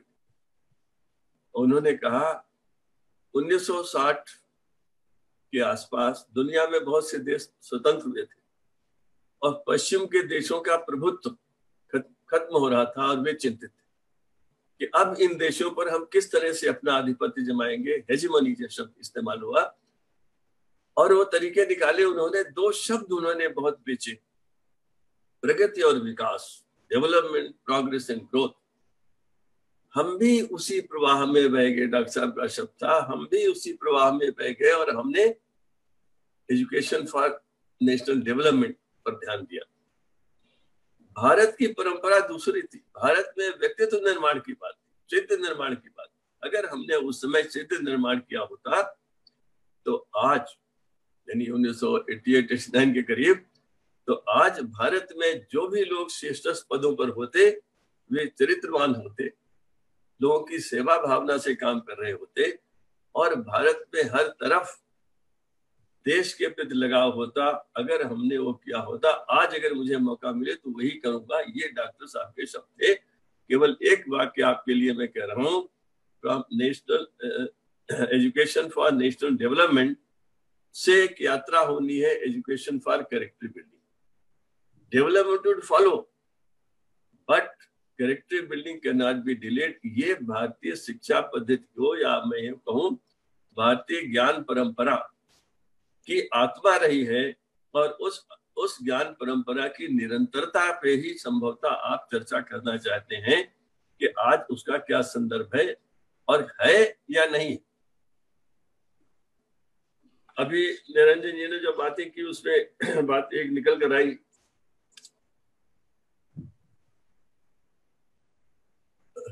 1996 में एक शिक्षा की बहुत बड़ी रिपोर्ट जो यूनेस्को के सभी आप लोग जानते हैं, डेलोस कमीशन रिपोर्ट रिलीज हुई। संभवतः अक्टूबर का दिन था, 1996 अक्टूबर।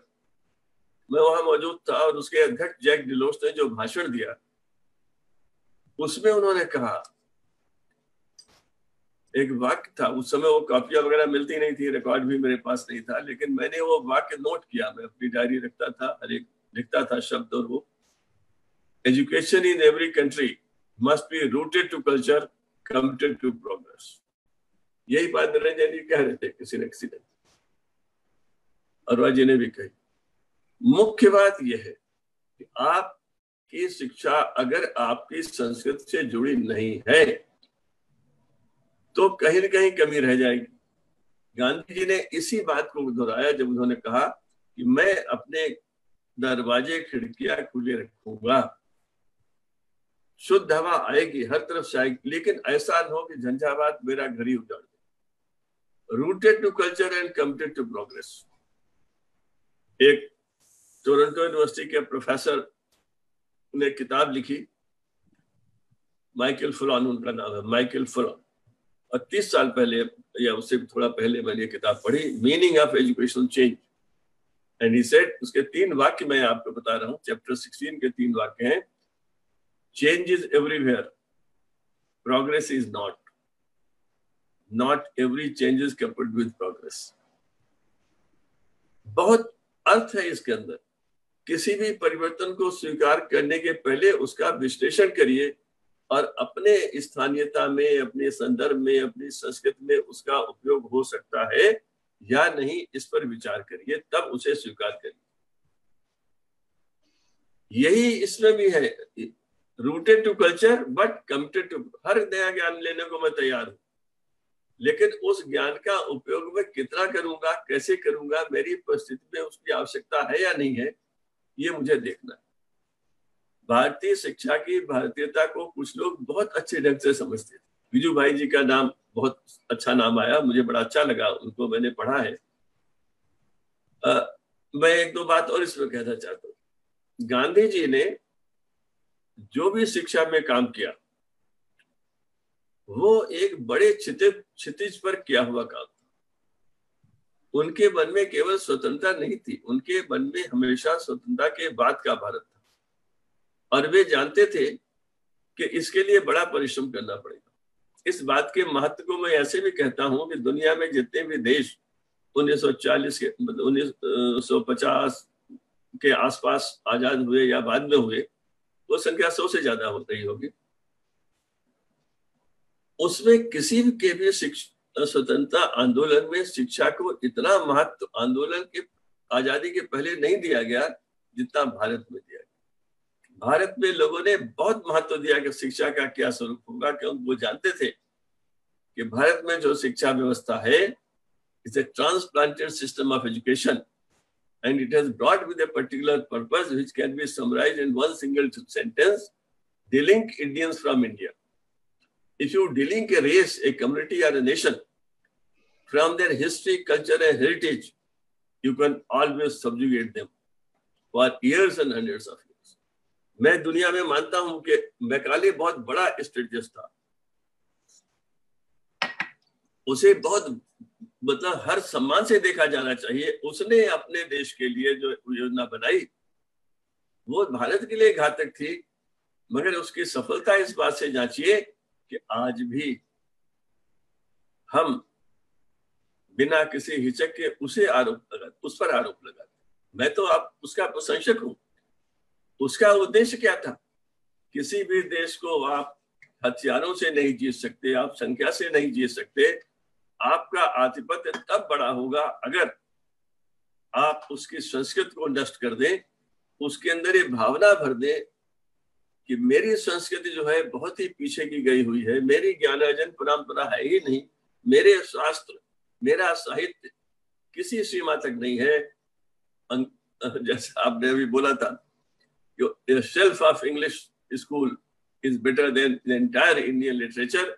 अगर मेरे अंदर ये भावना आ जाए, मैं वेद के नाम पर हंसूं, मैं गीता के नाम पर हंसूं, जिसके बारे में मैं कुछ नहीं जानता हूं, तो मुझे कहाँ ढूंढना पड़ेगा? मुझे संस्कृत तो चाहिए, मुझे सभ्यता तो चाहिए।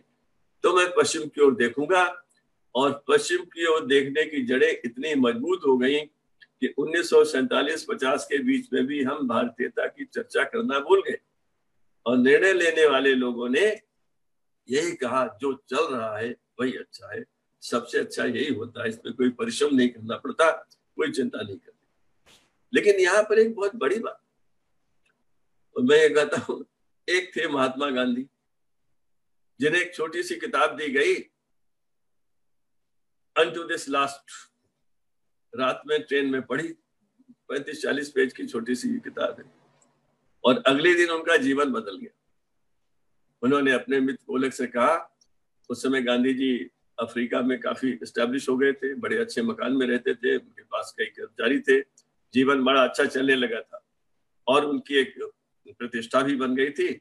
मगर उस किताब को पढ़ने के बाद वो व्यक्ति कहता है, अब मैं जाकर आश्रम बनाऊंगा, परिश्रम से कमाऊंगा, सब कुछ छोड़ दिया, औरों को भी ले गए। और उस किताब का उन्होंने अपने आत्मकथा में जो वर्णन किया है, वो हमारी स्थितियों को दिखाता है कि जो भारत को समझता हो और जो भारत को न जानता हो।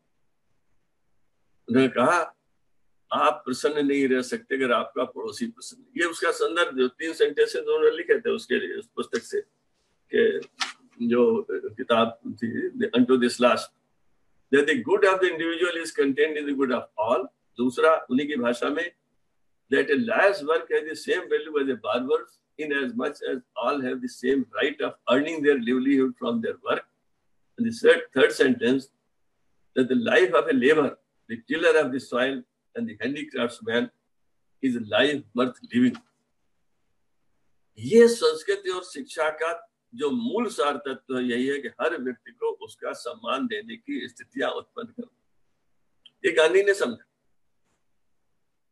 और उसको व्यवहारिक रूप देने के लिए उन्होंने बुनियादी तालीम जैसी अपनी योजना बनाई थी। परिवर्तन स्वीकार करते रहे और अपेक्षा थी कि हम उसको लेंगे। मैं आपको ये भी कहूँ, अभी मैं शुरू में जब यहाँ बैठा तो मुझे लगा कि मैं कहाँ से अपनी बात कहूंगा, तो मुझे लगा कि मुझे तो शिक्षा में भारतीयता बाहर अधिक दिखाई दी, अपने स्कूलों में आज भी नहीं दिखाई देती, अपनी संस्थाओं में नहीं दिखाई देती, अपने शिक्षा विभागों में भी नहीं दिखाई देती। मैं रूस गया, उस समय यूएसएसआर था, बहुत पहले की बात।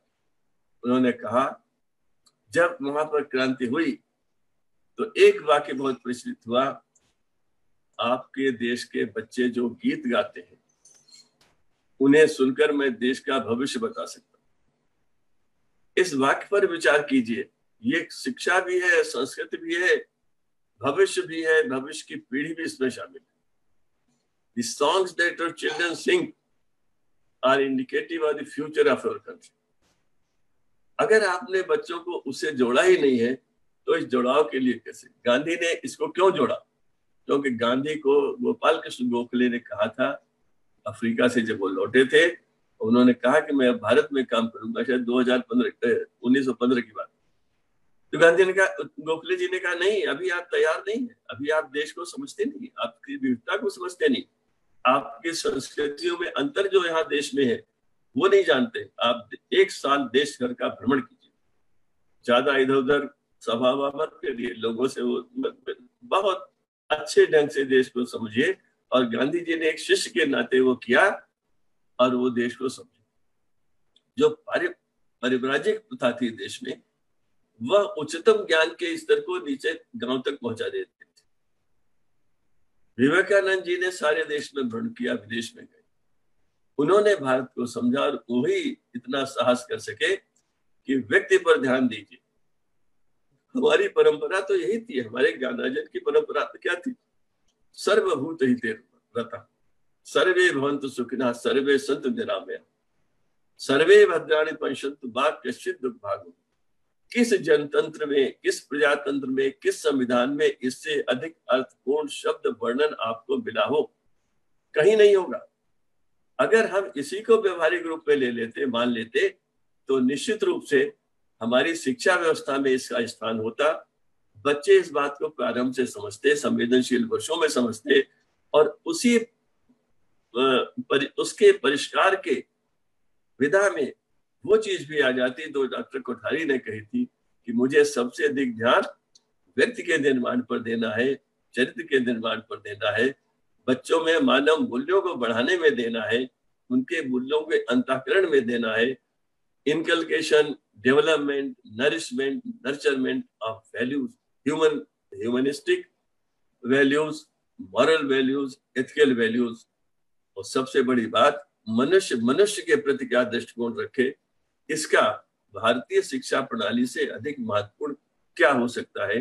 लेकिन दुर्भाग्य यह है कि अगर जो श्लोक मैंने अभी बोला है वो मैं कक्षा में बोलूं तो कुछ लोग सशंकित हो जाएंगे, ये भगवाकरण तो नहीं करना। गीता का श्लोक आप नहीं पढ़ सकते, बता नहीं सकते, लेकिन गीता का जो सार तत्व है उसे दुनिया मानती है। जब एटम बम का विस्फोट होता है, रॉबर्ट ओपेनहाइमर उस प्रकाश को देखते हैं तो उन्हें गीता की बात आ जाती है। हमें बड़ा अच्छा लगता है सुनकर, लेकिन हम अपने बच्चों को परिचित नहीं कराते। उसमें जो कर्म के सिद्धांत हैं, जो दूसरे की भावना के सिद्धांत हैं, जो अपने कर्तव्य निष्ठा है, वो नहीं करते। क्या दुनिया में कोई ऐसा समाज है जो इतनी बड़ी बात कहता हो कि जैसे ही आप जन्म लेते हैं 3 ऋण आपके ऊपर आ जाते, ऋषि ऋण, दैव ऋण, पितृ। क्या शिक्षा व्यवस्था इससे बहुत कुछ नहीं सीख सकती है कि सारे मनुष्य के कर्तव्य इसमें आ जाते हैं? ऋषि ऋण, जिसके हिस्से हम सब लोग हैं, और जो इसको समझ लेगा वह ज्ञान में संवर्धन अवश्य करेगा, चाहे वो कृषि का कार्य करता हो, चाहे वो किसी भी क्षेत्र में कार्य करता हो, अध्यापक होगा तो करेगा। दैव ऋण सबसे महत्वपूर्ण है, क्योंकि प्रकृति के साथ मनुष्य के संबंधों की शिक्षा भारत के गांव-गांव में दी जाती थी, आज भी दी जाती है, अनपढ़ परिवारों में दी जाती है। घर में कौन सा पौधा लगाना है, बाहर दरवाजे पर पेड़ कौन सा लगाना है, दरवाजे से दूर कौन सा लगाना है, कैसे उसका महत्व है और कैसे उसको रखना है। अगर मनुष्य और प्रकृति के संबंधों को हमने स्वीकार किया होता, शिक्षा पद्धति का भाग बना लिया होता, तो आज उसको देखने के लिए सारी दुनिया आपके पास है। समस्याएं क्या है? सारी मनुष्य की समस्याएं मनुष्य ही पैदा करता है। और कहां से पैदा करता है?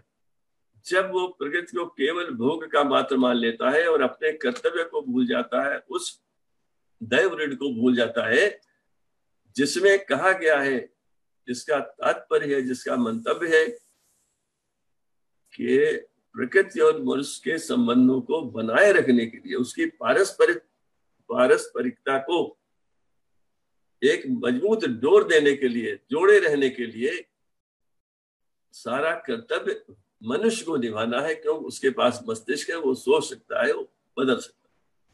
लेकिन मनुष्य ने ऐसा नहीं किया। हमारी संस्कृति में बार बार ही कहा गया कि हर एक चीज को आप उस ढंग से लीजिए। यही शिक्षा हमें बच्चों को देनी थी, जो हमने नहीं दी। हमने तो केवल ये कहा कि अपरिग्रह शब्द से हमारे बच्चे परिचित। अगर प्रकृति की बात करनी है, क्लाइमेट चेंज की बात करनी है, तो कहीं न कहीं वो बात भी आएगी जो गांधी जी ने प्रोफेसर हक्सले को कोट किया था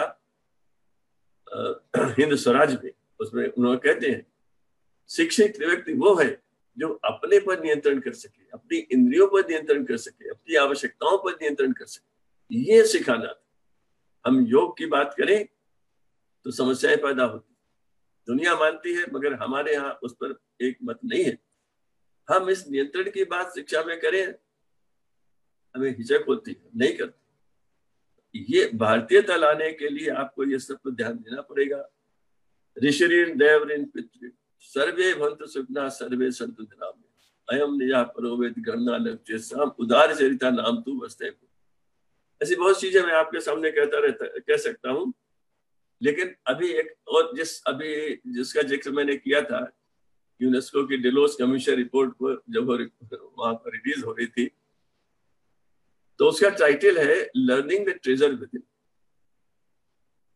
सारा खजाना व्यक्ति के अंदर है। ये हमारी शिक्षा का मूल आधार होना चाहिए।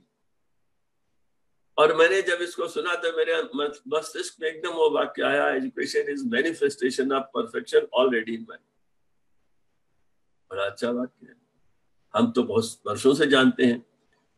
तो इससे मैंने उसको जोड़ा कि जब ये बात कही थी, इधर कुछ दिन पहले मैंने एक पुस्तक में देखा कि जे.आर.डी. टाटा का एक वो है संदर्भ है।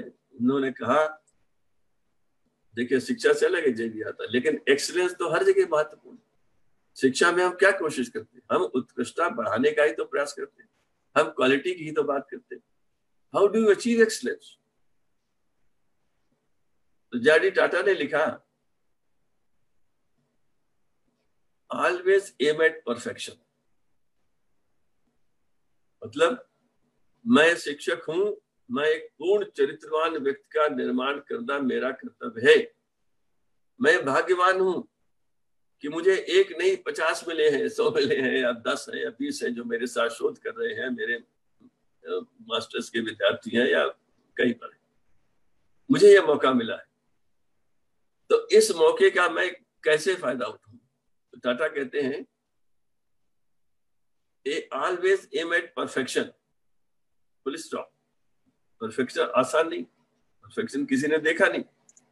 लेकिन अगला सेंटेंस बहुत महत्वपूर्ण है, यू विल अचीव एक्सीलेंस। अगर आपका लक्ष्य बड़ा होगा तो आप उत्कृष्टता के मार्ग पर अग्रसर हो जाएंगे। और इसी बात को एक बड़ी अच्छी सी पुस्तक है जॉन डब्ल्यू गार्डनर की, एक्सीलेंस। उन्होंने लिखा, और बड़ा अच्छा लगता है मुझे उसको कहना, कि गांधी जी ने कहा था ना कि चाहे बार्बर हो चाहे कृषक हो, उनका जीवन भी सम्मानपूर्ण जीवन जीने लायक है, जैसा किसी डॉक्टर का हो सकता है, इंजीनियर का हो सकता है। कृषि कार्य वाला व्यक्ति भी सम्मानीय जीवन का अधिकारी है। तो इनका एक बड़ा अच्छा कोटेशन है, जॉन डब्ल्यू गार्डनर ने लिखा, an excellent plumber is infinitely more admirable than an incompetent philosopher. समाज में जो हायरार्की बन गई है कि शिक्षित व्यक्ति उत्तम है, उसी का सब कुछ है, वो भी नहीं होनी चाहिए। शिक्षा चाहे कम हो या ज्यादा हो, उससे फर्क नहीं पड़ता। इसको मैं थोड़ा और कहूँ, गार्डनर लिखते हैं, excellent plumber is infinitely more admirable than an incompetent philosopher. समाज ऐसा नहीं मान पाता। The society which ensconces excellence in plumbing, because plumbing is a humble activity and tolerates tawdiness in philosophy, because it is an exalted activity, will neither have good philosophers nor good plumbers. Excellence is the thing to be appreciated at every stage. If you are a primary teacher, आप राष्ट्र निर्माण का सबसे महत्वपूर्ण कार्य कर रहे हैं। आपकी सैलरी स्केल कम हो सकती है, मगर आपका उत्तरदायित्व कम नहीं है। आपको अपने ऋषि ऋण देव ऋण पितृ उतारने का जो मौका मिला है, उसमें कोई कमी नहीं। ऐसा कोई वो नहीं है जिसके कारण आप उसे चिंतित हो या उसको कम या ज्यादा माने।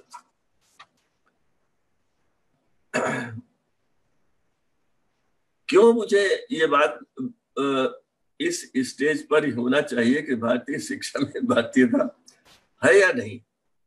अब हम मैकाले को ब्लेम नहीं कर सकते, अंग्रेजों को ब्लेम नहीं कर सकते। 70 साल हमारे पास थे, हमारे पास बड़े बड़े मनीषी थे शिक्षा के क्षेत्र में, जिनसे हम सब लोग सीखते रहे। हम परिवर्तन कर क्यों नहीं पाते? क्या हमारा दृष्टिकोण परिवर्तन संभव है या नहीं? जबकि हम जब तक हम अपने आत्मसम्मान को परिमार्जित नहीं करेंगे।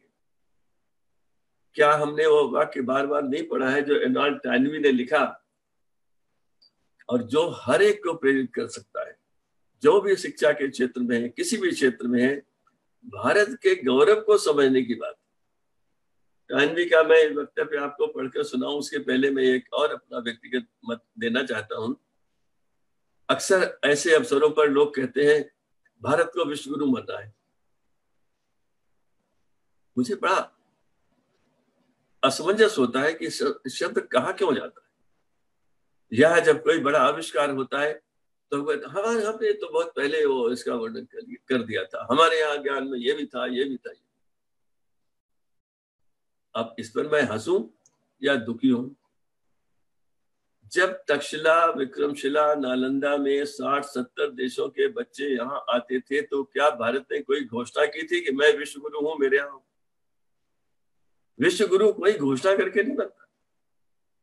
कोई व्यक्तित्व जब प्रखरता पाता है, सम्मान पाता है, तो वो उसके लिए घोषणाएं नहीं करता, वो प्रयास करता है, प्रयत्न करता है, तपस्या करता है, अध्ययन करता है, ज्ञान बढ़ाता है, और अपने आप जहां पहुंच जाता है तो लोग उसकी ओर आकर्षित होते।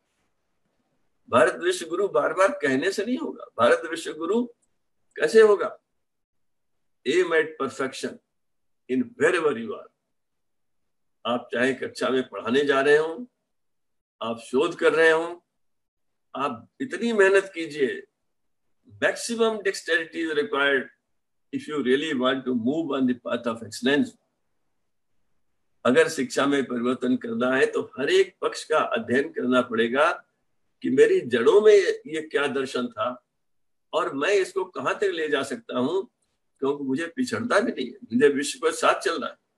आज हमने बहुत सी चीजें देखी, जैसे हमने देखा कि हम बड़े सम्मान से, बहुत लोग प्रसन्न होकर के उनके चेहरे खिल जाते थे कि now it's a global village.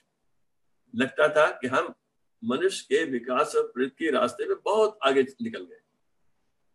वो ग्लोबल विलेज उन करोड़ों लोगों को अपने में शामिल नहीं कर पाया जो अपना ओरिजिनल विलेज छोड़कर बिहार से या उत्तर प्रदेश से बंबई या अहमदाबाद में काम करने गए।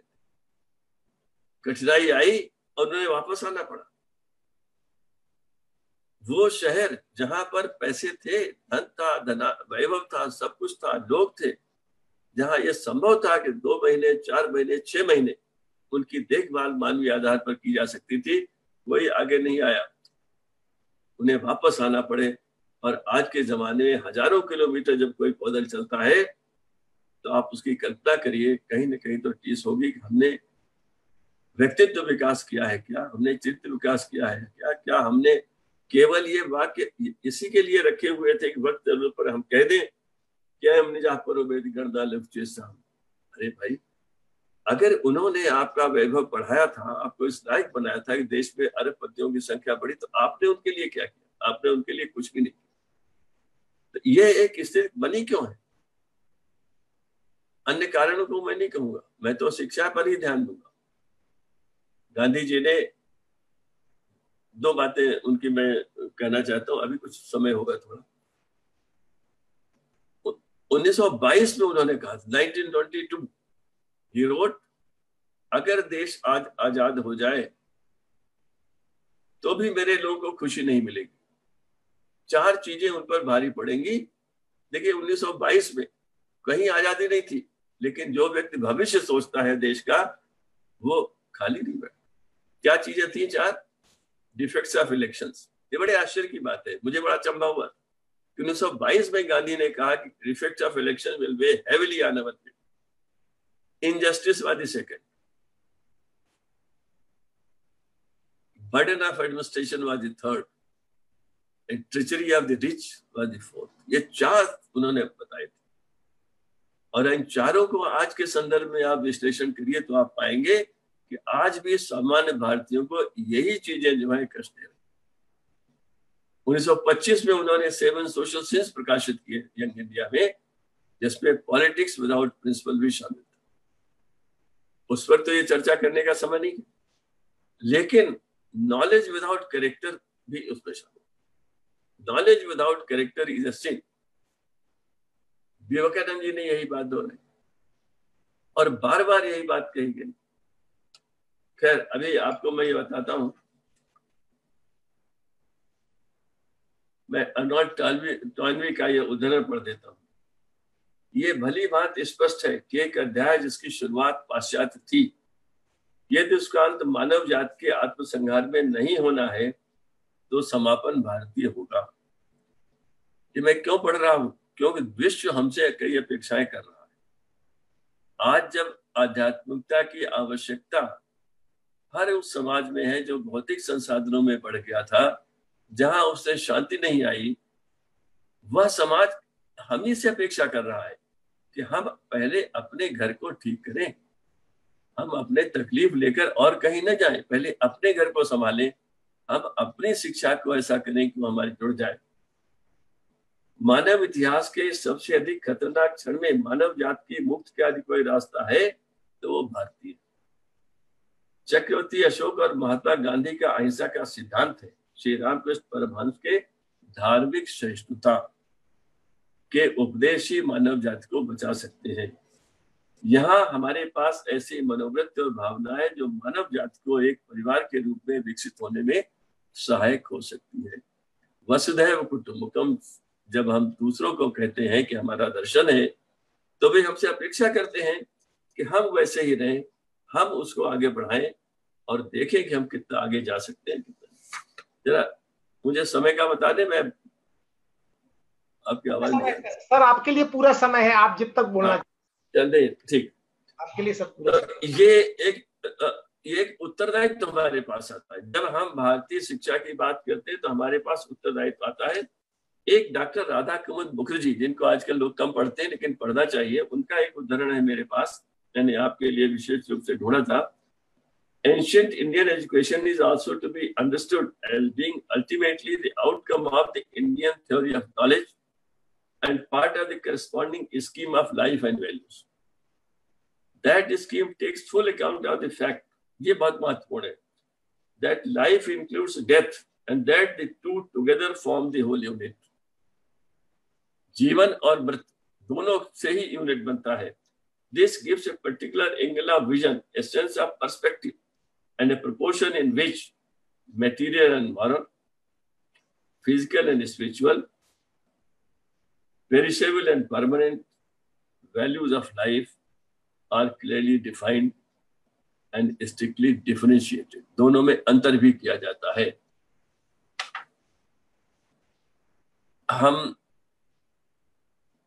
ऐसा नहीं है कि ये विचार नहीं हुआ कि भारतीयता को शिक्षा में कैसे लाया जाए। एक प्रयास से जो कि मैं जुड़ा रहा हूं उसके बारे में मैं निश्चित रूप से कहता हूं, पिछले 16 साल से लगातार कह रहा हूं, अभी भी कहूंगा। Religions are a reality. Different religions exist in India. Religions हमें जोड़ते भी हैं, जोड़ सकते हैं, और हमारे बीच में समस्याएं भी पैदा करती। ये तथ्य है, इसको कोई मानने से इनकार करे तो वो सही नहीं होगा। हम लोगों ने एनसीईआरटी में सन 2000 में 14 नवंबर 2000 को जो करिकुलम फ्रेमवर्क बना था उसमें एक संस्तुत की थी, चिल्ड्रन, the sentence सुनिए, children must be made aware of basics of all the religions of people of India. Full stop. They must know the commonalities and learn to respect differences. We shall not take up rituals and dogmas. Only basic values and principles shall be taken under this. This matter went to Supreme Court of India, and those of you who are interested may go through the Supreme Court judgment of 12 September 2002. 12 September 2002 internet पे available है, जिसमें supreme court ने कहा कि this is a recommendation which should have been implemented 50 years ago। जब कहा 2002 में कहा this will strengthen secularism, this will bring greater social cohesion and religious unity. मैं ये क्यों कह रहा हूं? मुझे आज भी लगता है कि यही आवश्यक है। इसकी आवश्यकता इसलिए है कि आज यूरोप में, जहां पर अनेक राष्ट्रों में, अधिकांश में एक धर्म था, एक भाषा थी, एक संस्कृति थी, सब कुछ एक था। आज वहां पर बहुत से लोग पहुंच गए। Demographic changes are taking place, और जो लोग गए हैं वो लौटने वाले नहीं हैं, उनका परसेंटेज घटता बढ़ता रहे। वो हमारी तरफ देख रहे हैं कि भारत में ऐसा क्या था कि सब विभिन्न धर्मों के लोग साथ साथ रह लेते। वो हम लोगों की इच्छा थी कि हम सारा देश इस बात को समझे। जिस से मैंने बात की, सभी देश की तारीफ की, मगर ये लागू नहीं हुआ, आज भी नहीं हुआ। हमारी संस्कृति यही कहती है कि एकम सत विप्रा बहुधा बदलती।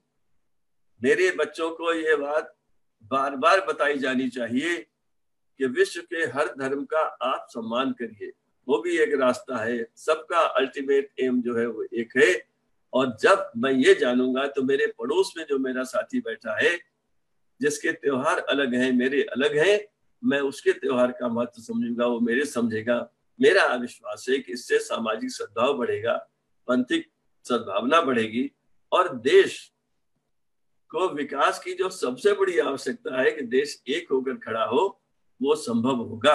आरोप प्रत्यारोप में हमारा समय नहीं जाएगा। हम, जैसे आपने वो जिक्र किया प्रोफेसर पंकज अरोड़ा ने, कि ब्रिटिश नागरिकों ने ही जब मेट्रो में बम फेंका तो उन्होंने अध्ययन किया और कुल मिलाकर कहाँ पहुंचे, शिक्षा पर ही पहुंचे। हर बार यही होता है। जब अमेरिका रसा ने अपना स्पुतनिक छोड़ा तो अमेरिका में चिंता हुई कि हम कहाँ पर कमजोर हो गए, हम पिछड़ कैसे गए, हम स्पेस में। ये पुरानी बात है, 57 की बात है, 1957। और उस अध्ययन में क्या निकला, उस रिपोर्ट में भी यही निकला कि हमारी शिक्षा जो है वो कमजोर है। और वहां पर एक बहुत बड़ी चीज हुई जो हमारे शिक्षा से जुड़े लोगों को जाननी चाहिए कि Richard Feynman, who became a Nobel laureate later, उन्होंने अपनी शोधशाला छोड़ दी और जाकर के ब्राजील में पढ़ाया, ये देखने के लिए कि शिक्षा में हम कमजोर कैसे हुए। इसको देखने का तरीका केवल एक ब्यूरोक्रेट्स की कमेटी नहीं कर सकती, इसके लिए शोध, गहन शोध की और डेक्सटेरिटी की आवश्यकता है। फाइनमैन ने वहां लेक्चर्स दिए, अनरेगुलेटेड लेक्चर्स भी दिए, वहां भी पढ़ाया। फाइनमैन टेक्निक दुनिया भर में मानी गई और फाइनमैन के 3 लेक्चर दुनिया में हर फिजिक्स वाला पढ़ने लगा। ये हमें चाहिए, ऐसा हमें कहीं न कहीं करना पड़ेगा और हमें इसको समझना पड़ेगा। मैं थोड़ा और जोड़ देता हूं, जब हम लोगों ने ये बात कही थी तो हमने ये भी कहा था सन 2000 में कि 5 ऐसे मानव मूल्य हैं जो शिक्षा में हर जगह दिखाई देने चाहिए। ये भारत की विशेषता होनी चाहिए। मेरी शिक्षा में मेरा अध्यापक चाहे फिजिक्स पढ़ा रहा हो, चाहे वो स्कूल में खेल खिला रहा हो या वो ड्रामा करा रहा हो, हर जगह उसके मस्तिष्क में ये आए कि ट्रुथ, सत्य, अहिंसा, शांति, धर्म और प्रेम, truth, peace, non violence, righteous conduct, love and brotherhood, ये 5 दुनिया में कोई पंथ, कोई धर्म इनका विरोध नहीं करता। तो मैं अगर खेल खिला रहा हूं तो मैं क्या इनमें से कौन सा मैं बता सकता हूँ?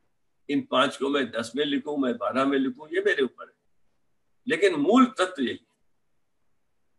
और इस चीज को अगर हम ले आए शिक्षा में तो भारतीय शिक्षा का जुड़ाव बढ़ेगा, भारतीय लोगों का आपस का जुड़ाव बढ़ेगा और कुल मिलाकर ऐसी स्थिति बनेगी कि हम बिना कहे विश्व में ऊपर उठते जाएंगे, हमारा सम्मान बढ़ता जाएगा, लोग यहाँ सीखने आने लगेंगे और तब भी आपको खुद घोषणा करने की आवश्यकता नहीं होगी कि मैं विश्व गुरु हूं या बनना चाहता हूं। गांधी जी का वाक्य सुन, मेरा धर्म मुझे आज्ञा नहीं देता है कि मैं दूसरे की संस्कृति को तुच्छता या अनादर की दृष्टि देखूं। भारत की शिक्षा व्यवस्था का मूल तत्व यह है। उसी तरह इस बात पर जोर देता है कि मैं खुद अपनी संस्कृति को मानूं। मैं पहले तो मानूं, तो मैं अपने को आत्मसात तो करूं, तब जाकर ही तो मैं दूसरों का सम्मान कर सकता हूं, उसके अनुसार चलूं, क्योंकि ऐसा न करने का सामाजिक दृष्टि आत्महत्या कर लेना हो। अपनी कल्चर, हिस्ट्री, हेरिटेज से दूर होना is suicidal for any society, any community, any country. And education is only vehicle through which such an attitudinal transformation is possible, and that is the biggest challenge. मेरे ख्याल से यदि हम धर्म का अर्थ सत्य और अहिंसा अथवा केवल सत्य से करें तो भी काफी। अहिंसा सत्य के पेट में समाई हुई है, उसके बिना सत्य की झांकी तक नहीं हो सकती। ऐसे सत्य और अहिंसा का जिस ढंग से शिक्षा से पालन हो, उसी ढंग की शिक्षा धार्मिक शिक्षा होगी। ऐसी शिक्षा देने का सबसे बढ़िया तरीका है कि सभी शिक्षक सत्य अहिंसा का पालन करने वाले हों विद्यार्थियों के लिए। अब यहां से मैं अपनी बात समाप्त करूंगा, संभवतः समय हो ही गया है, कि मैं अगर अध्यापक हूं तो मैं कर क्या रहा हूं? मैं अपने लिए बोल रहा हूं। लोग कुछ भी कहें, पहले मुझे लगता था कि अहंकार की बात होगी, लेकिन अब मैं इसे बोलना चाहता हूं और बार बार कहना चाहता हूं। मैंने अनेक लोगों को जीवन में दिशा दी है, आपने भी दी है। उसको कहिए, अपने से कहिए, बार बार कहिए। आप देखेंगे कि जब आप अपने से कहेंगे तो आपके आचार विचार व्यवहार में सकारात्मक परिवर्तन होने लगे। मैंने इसका अनुभव किया। जब मेरे किसी विद्यार्थी ने कहा कि सर आज से 35 साल पहले, मुझे 46 साल हुए थे फुल प्रोफेसर, मैं 74 में प्रोफेसर हुआ था, तो मेरे विद्यार्थी बहुत से रिटायर हो, उनमें सब कोई कहता है आपने ये वाक्य बोला था। फिर मैंने उसका इतना असर, तो मैं आज तुमसे बोला था, हाँ बोला था। तब मुझे लगता है कि अगला वाक्य मैं अगर बोलता हूं जीवन में तो मुझे इसका ध्यान रखना चाहिए। इलाहाबाद विश्वविद्यालय में मेरे प्रोफेसर राजन सिंह जी मुझे फिजिक्स पढ़ाते थे, रज्जू भैया के नाम से उन्हें सब जानते। और मैं बार बार ये कहता हूँ मैं बहुत भाग्यवान हूँ। मैं I am the only research scholar who took A physics doctorate in physics under his signatures, under him, he was my internal examiner. मैं एक बात रिसर्च डाल हूँ, उन्होंने अपना समय और चिन्ह लगा। उनका एक घटना मैं बार बार दोहराता हूँ और वो मैं समझता हूँ सब कुछ कह देता है एक अध्यापक कैसे जीवन बदल देता है। और आपने भी बदले हैं, उनको याद करिए, देखिए, उससे आपको औरों को प्रेरणा। आप आदर्श है।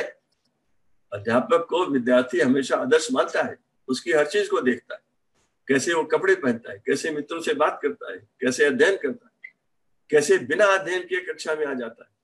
ऐसी कोई चीज नहीं है जो विद्यार्थी आपका मूल्यांकन न करता हो। इसलिए दुनिया भर में हम क्या परिवर्तन कर पाएंगे या नहीं कर पाएंगे पाठ्यक्रम में, विश्वविद्यालय में, इसलिए उसको वो छोड़ दीजिए। अपने में क्या कर पाएंगे उसको करने का प्रयास कीजिए। तो मैं प्रोफेसर रज्जू भैया की इस बात से समाप्त करूंगा। मैं 1962 में एमएससी फाइनल का विद्यार्थी था, परीक्षा दे रहा था, शायद दे चुका था, खड़ा हुआ था विश्वविद्यालय में 2-3 लोगों के साथ, और वो सामने से आए। उन्होंने मेरे ऊपर निगाह डाली और मुझे धीरे से कहा, मेरी शर्ट जो मैंने पहनी हुई थी 28 रुपए की टेरिलिन की शर्ट थी, जो बड़े महत्वपूर्ण मानी जाती थी और बड़े उससे खरीदी गई थी। धीरे से कहा, बहुत अच्छा है, घर में सबके लिए बना है या नहीं, और चले गए।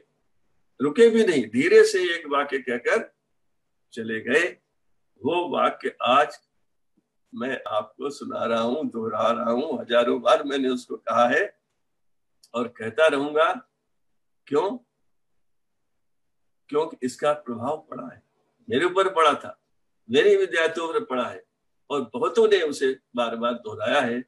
मैंने अपने भाषणों में इसको दोहराया, तो बाद में मिला कि बड़े वरिष्ठ लोगों ने इसको अन्य भाषणों में दोहराया। कहने का अर्थ यह है कि मानव मूल्यों की चरित्र निर्माण की जो हमारे ऊपर जिम्मेदारी है, जो ऋषि देवऋण पितृ चुकाने की हमारे ऊपर जिम्मेदारी है, जो हर बच्चे के सामने आदर्श उपस्थित करने का उत्तरदायित्व हमारे पास है, उसका निर्वाह करने के लिए हमें किसी पर आश्रित होने की आवश्यकता नहीं है। हम अपने ही क्षमता से, अपने चिंतन से इसका निर्वाह कर सकते हैं।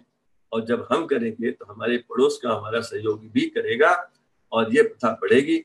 आप सबको बहुत बहुत धन्यवाद, आपने मेरी बातें सुनी। ये अनुभवजन्य बातें हैं, किसी अध्ययन उससे बहुत ज्यादा नहीं है, लेकिन अगर इसमें से 2-4 भी आपको कहीं रास्ता दिखाती हैं तो मुझे अच्छा लगेगा। आप सबको बहुत बहुत शुभकामनाएं, और आपकी संस्था आगे बढ़े और इस यज्ञ में अपना कार्य योगदान करती रहे, लोगों का जीवन संवारती रहे।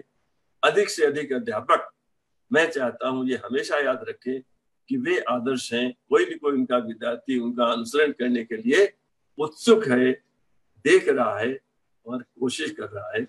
बहुत बहुत धन्यवाद। बहुत धन्यवाद सर। आपने सर, आपको सुनना, आपको पढ़ना, आपको देखना, हमेशा मुझे नहीं पता नहीं कितनी पीढ़ियों को आपने प्रभावित किया है सर, और दिशाएं दी हैं, और आगे भी हमारा मार्गदर्शन आप करते रहेंगे, ये हम लोगों को है। आज के सारगर्भित भाषण में सर, आपके व्याख्यान में बहुत सारी ऐसी बातें निकल कर आई जो निश्चित रूप से शिक्षा व्यवस्था में हमारे युवा विद्यार्थियों, युवा शिक्षकों सबको एक दिशा देने का कार्य करेगा। आपने सर शिक्षा के संदर्भ में कहा कि शिक्षा का मूल उद्देश्य व्यक्तित्व और चरित्र निर्माण है। अगर व्यक्तित्व और चरित्र का निर्माण होगा तो निश्चित रूप से समाज का विकास, आर्थिक, सामाजिक, राजनीतिक विकास स्वतः अपने आप होता चला जाएगा, जिसकी ओर भारत सरकार के नीति निर्माताओं को ध्यान देने की जरूरत है। आपने सर बहुत महत्वपूर्ण बात कही कि किसी समाज को, किसी देश को जीतना हो, उसको हराना हो, उसको पराधीन करना हो, तो वहां की संस्कृति और शिक्षा को आप खत्म कर दीजिए, जैसा कि मैकाले ने कहा। और ये बात हम लोगों को सोचने की जरूरत है। ये बात आपकी सर सबसे मुझे अच्छी लगी कि आपने कहा कि बच्चों के गीतों को देखो अगर उस देश का भविष्य समझना हो। ये बात हम लोगों को, जो लोग आज सुन रहे हैं इस कार्यक्रम को, उन माता पिताओं को ये सोचना चाहिए कि हमारे बच्चे जीवन में क्या कर रहे हैं, किस तरह की चीजें कर रहे हैं, और इस बात पर उन्हें विचार करने की जरूरत है। इसके अतिरिक्त सर आपने कहा कि जो एक बात बहुत महत्वपूर्ण कही कि भारत में जो हमारा करिकुलम फ्रेमवर्क था, नेशनल करिकुलम फ्रेमवर्क 2000 में, इतनी महत्वपूर्ण बात आपने कही, यह देश धर्म का देश है, मजहब का देश है। महात्मा गांधी से लेकर हमारे सारे संसार के हमारे भारतीय मनीषी ने कभी भी धर्म को उस रूप में नकारा नहीं है। भक्ति आंदोलन का इतिहास हम सब लोग जानते हैं, लेकिन जाने हमारे शिक्षा के जो नीति निर्माता थे, शिक्षाविद थे, हमेशा इन चीजों को उन्होंने सेकुलर बनाने के चक्कर में, डराने के चक्कर में, एक मतलब ये आप सब लोग जानते हैं, कोई राजनीतिक मंच ये नहीं है, एक किस तरह से लोगों को डराया गया। और उसका परिणाम आप देखते हैं कि मजहब जो एकताकारी शक्ति हो सकती थी, मजहब नहीं सिखाता आपस में बैर रखना, लेकिन मजहब को बैर के रूप में एक खास तरह के लोग लगातार डराते रहे लोगों को। तो ये करिकुलम फ्रेमवर्क में चीजें आनी चाहिए थी, जो नहीं आ पाई दुर्भाग्यवश। हालांकि सुप्रीम कोर्ट ने इस पर मुहर लगाई सर, आपने जो बात कही, और आपने 5 मूल्यों की जो बात की, अद्भुत सर है वो बातें, तो हम सब लोगों को अपने जीवन में उतारना चाहिए। और अंतिम बात जो हम शिक्षकों के लिए भी सर महत्वपूर्ण है कि हमें स्व में परिवर्तन करने की जरूरत है। हम जब तक नहीं अपने आप को बदलेंगे, क्योंकि हम सिर्फ एक शिक्षक नहीं, हम सिर्फ एक अन्य किसी कामकाजी लोगों की तरह नहीं, हमसे 30 पीढ़ियां जुड़ी हुई हैं। 30 हर पीढ़ी में कितने सारे युवा विद्यार्थी और अन्य युवा अध्यापक, शोधार्थी हमसे जुड़े हुए हैं। और जो हम लोगों को देखते हैं सर, आपकी बातों को हम लोग हमेशा भविष्य में ध्यान रखने की कोशिश करेंगे, और आपको भविष्य में और भी हम दोबारा कष्ट देने की कोशिश करेंगे।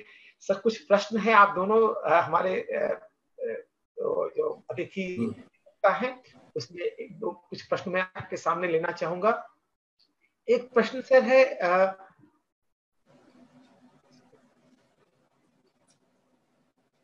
ये प्रश्न है कि साइकोलॉजी का एक सामान्य सिद्धांत है कि कोई भी दृष्टि पूर्ण नहीं हो सकती। ये प्रश्न आया है, नाम इनका नहीं दिख रहा है मुझे। वर्तमान में जितने विमर्शों का उभार हो रहा है, लगातार होता जा रहा है, ऐसे समय में हम क्या शिक्षा की सम्यकता के आदर्श की कल्पना कर सकते हैं? इस पर आप में से सब जो भी उत्तर देना चाहे।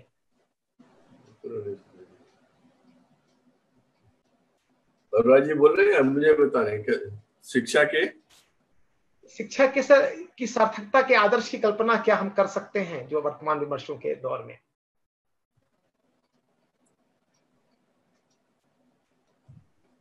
देखिए, मानव सभ्यता का विकास इसी पर होता है कि मनुष्य हर समस्या का समाधान निकाल लेता है, तो निकाल लेगा, समस्याएं पैदा भी करता है, निकालता भी है, और उसे आगे बढ़ना ही है, वो पीछे नहीं जाएगा, वो उसका विकास आगे होगा ही।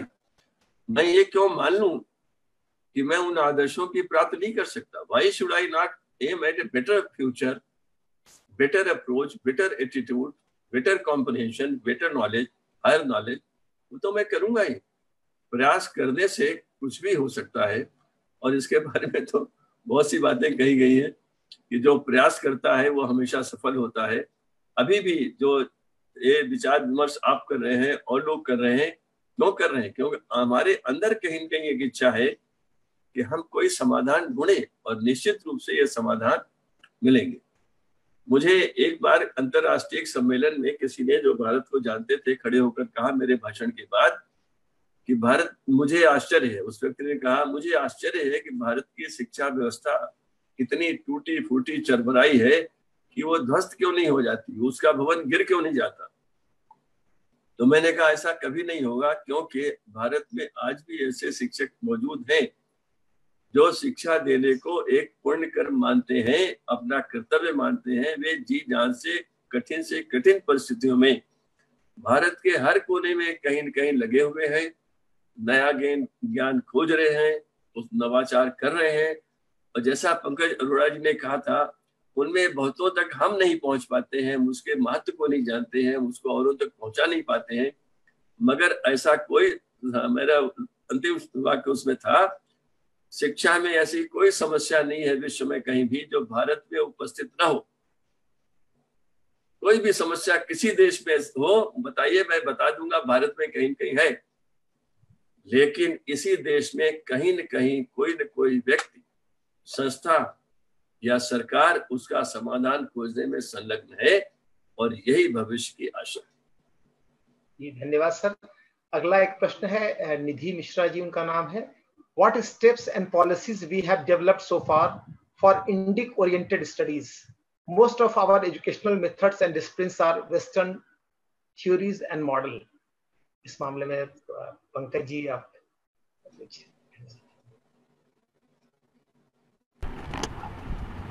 जी, सवाल में what steps and policies we have developed so far. देखिए, जितने जैसे राजपूत सर ने भी कोठारी कमीशन के कुछ मूल बिंदुओं को उभारा, मैंने भी उनका जिक्र किया।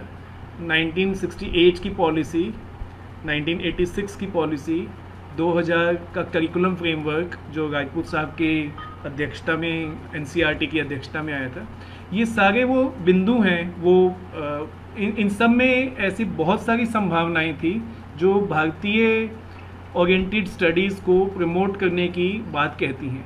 लेकिन कहीं ना कहीं, जैसे हम लोग, एक सवाल भी आया कि वर्चस्व, शिक्षा के वर्चस्व में हमने ऐसा क्यों मान लिया कि वेस्ट हमसे बेहतर है। ऐसा किसी ने माना नहीं। ये कुछ, शायद बहुत ही थोड़ी सी संख्या होगी ऐसे लोगों की जो इसका प्रचार प्रसार करने में लगे हुए हैं।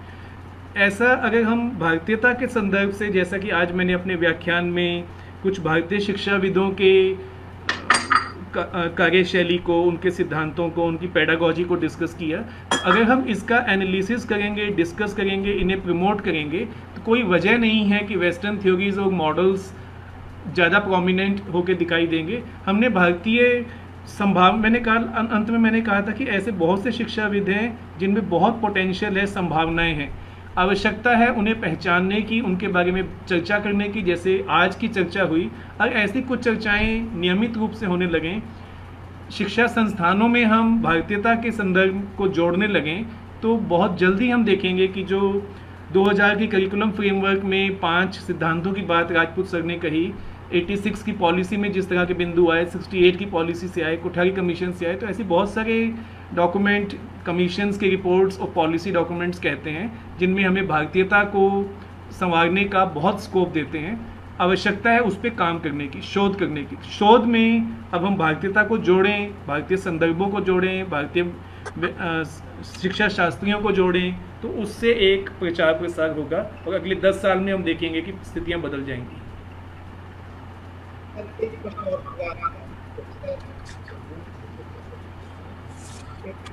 भीम सिंह जी का यह प्रश्न है, वैश्विक संदर्भ में भारतीय शिक्षा प्रणाली क्यों रोल मॉडल नहीं बन पाई, इसके कौन से कारण हैं?